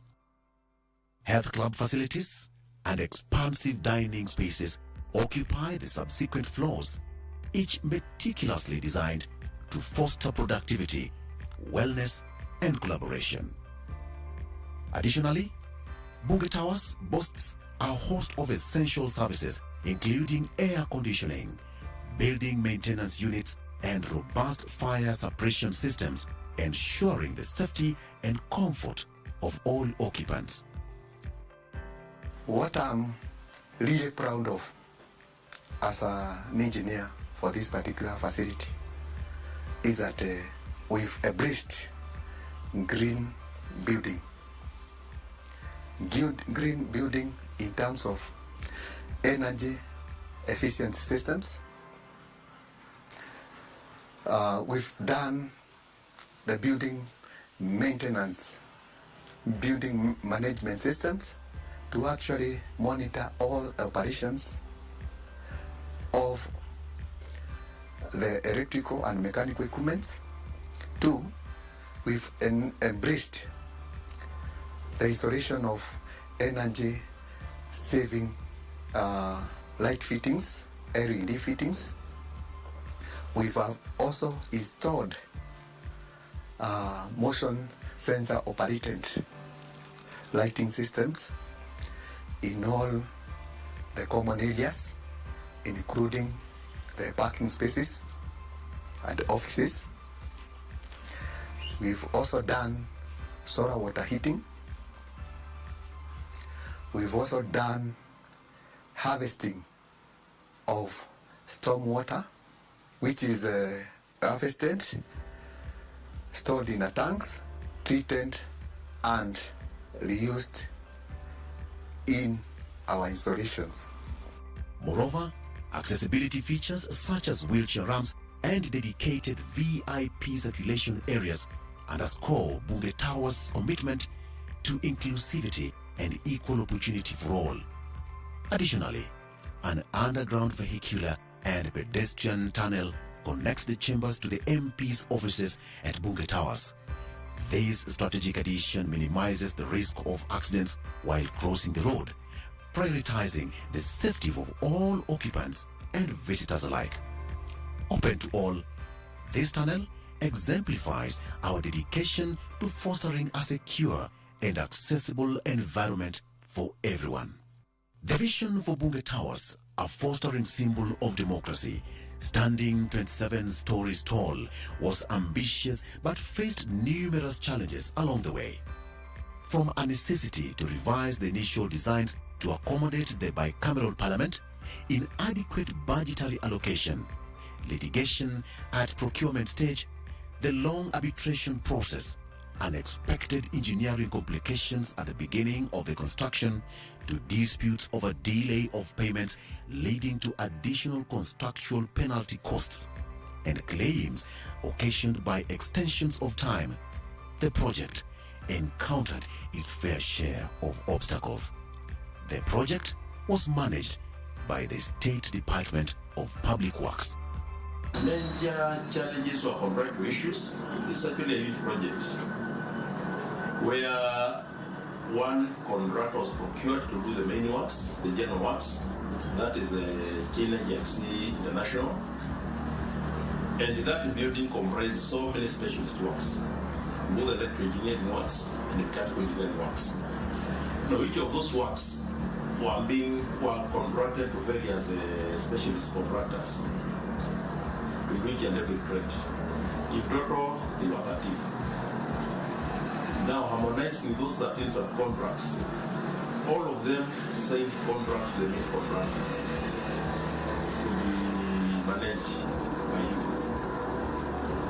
Some of the subcontractors had challenges because all of them are local. And the majority of their challenges was really financial issues because the quantum of the work is quite huge, and what was required in terms of finances was quite high amounts. So some of them were facing challenges. So there were so many delays. Despite these challenges, the resilience and determination of our engineers, project teams, and the Parliamentary Service Commission prevailed. Through their unwavering commitment, every hurdle was overcome, ultimately leading to the realization of this monumental achievement. When I was given the opportunity to become the Speaker of the National Assembly of Kenya in the 13th Parliament through an election, having been in this Parliament for this many years, my target was to finish this Bunge Tower. Together with members of the PSC, the Parliamentary Service Commission, we embarked on a journey of regular meetings, regular inspections.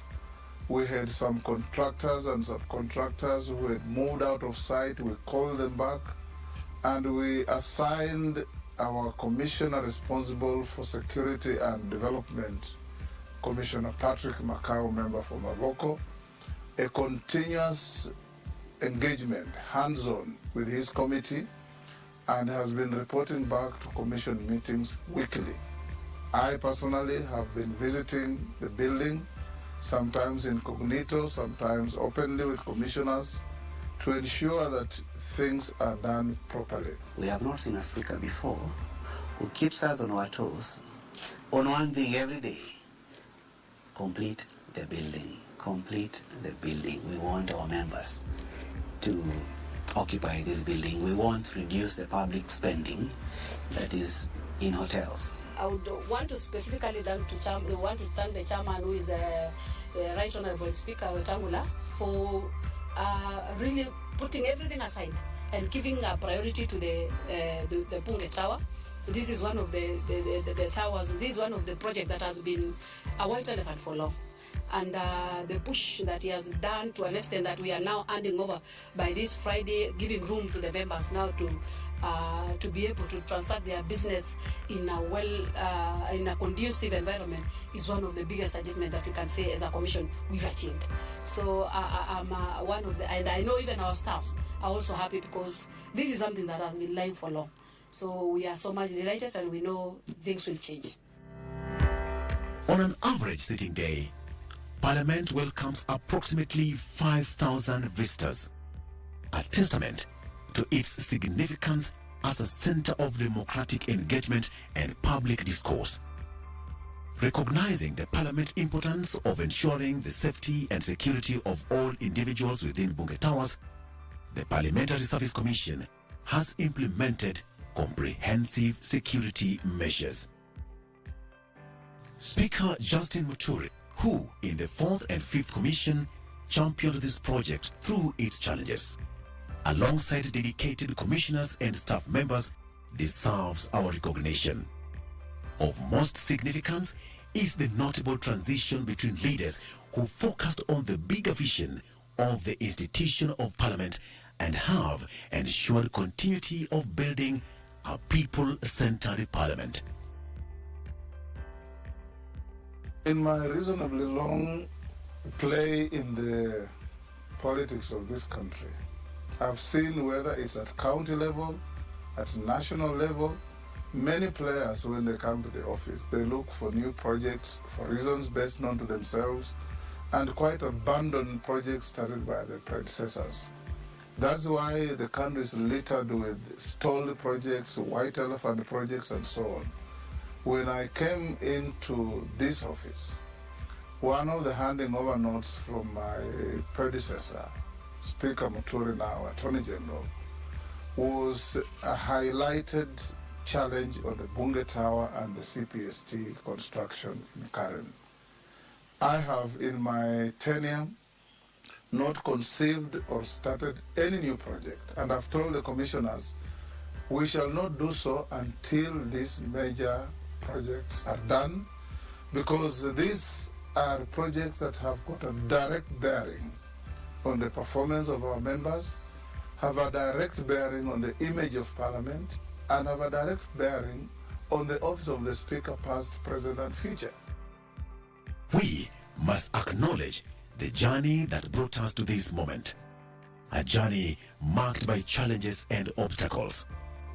In the past, the Parliamentary Service Commission faced funding challenges, which resulted in delays in the completion of this monumental project. However, under President Ruto's visionary leadership, a new era of determination and commitment was ushered in. Recognizing the vital importance of Bunge Towers to both members of Parliament and the public, President Ruto prioritized the allocation of resources towards its completion. Our president is also a former member of this house, and he knows the history of this tower. He knows the journey we have walked, and therefore it has not been difficult for us to appraise him on the progress. In fact, he has been very keen to know how far we've gone with the tower, whether there are any constraints that can require his attention, and whether there is any positive reactions he can give us to have the tower reach where we are. Thank you, Mr. President, for the support you have given to Parliament, and particularly the PSC, to get to where we are. And so, as we gaze upon the towering silhouette of Bunge Towers, let us remember the journey that brought us here, a journey marked by challenges overcome, dreams realized, and a steadfast commitment to the values that define us as Kenyans. Bunge Towers, a monument to democracy, progress, and the enduring spirit of the Kenyan people.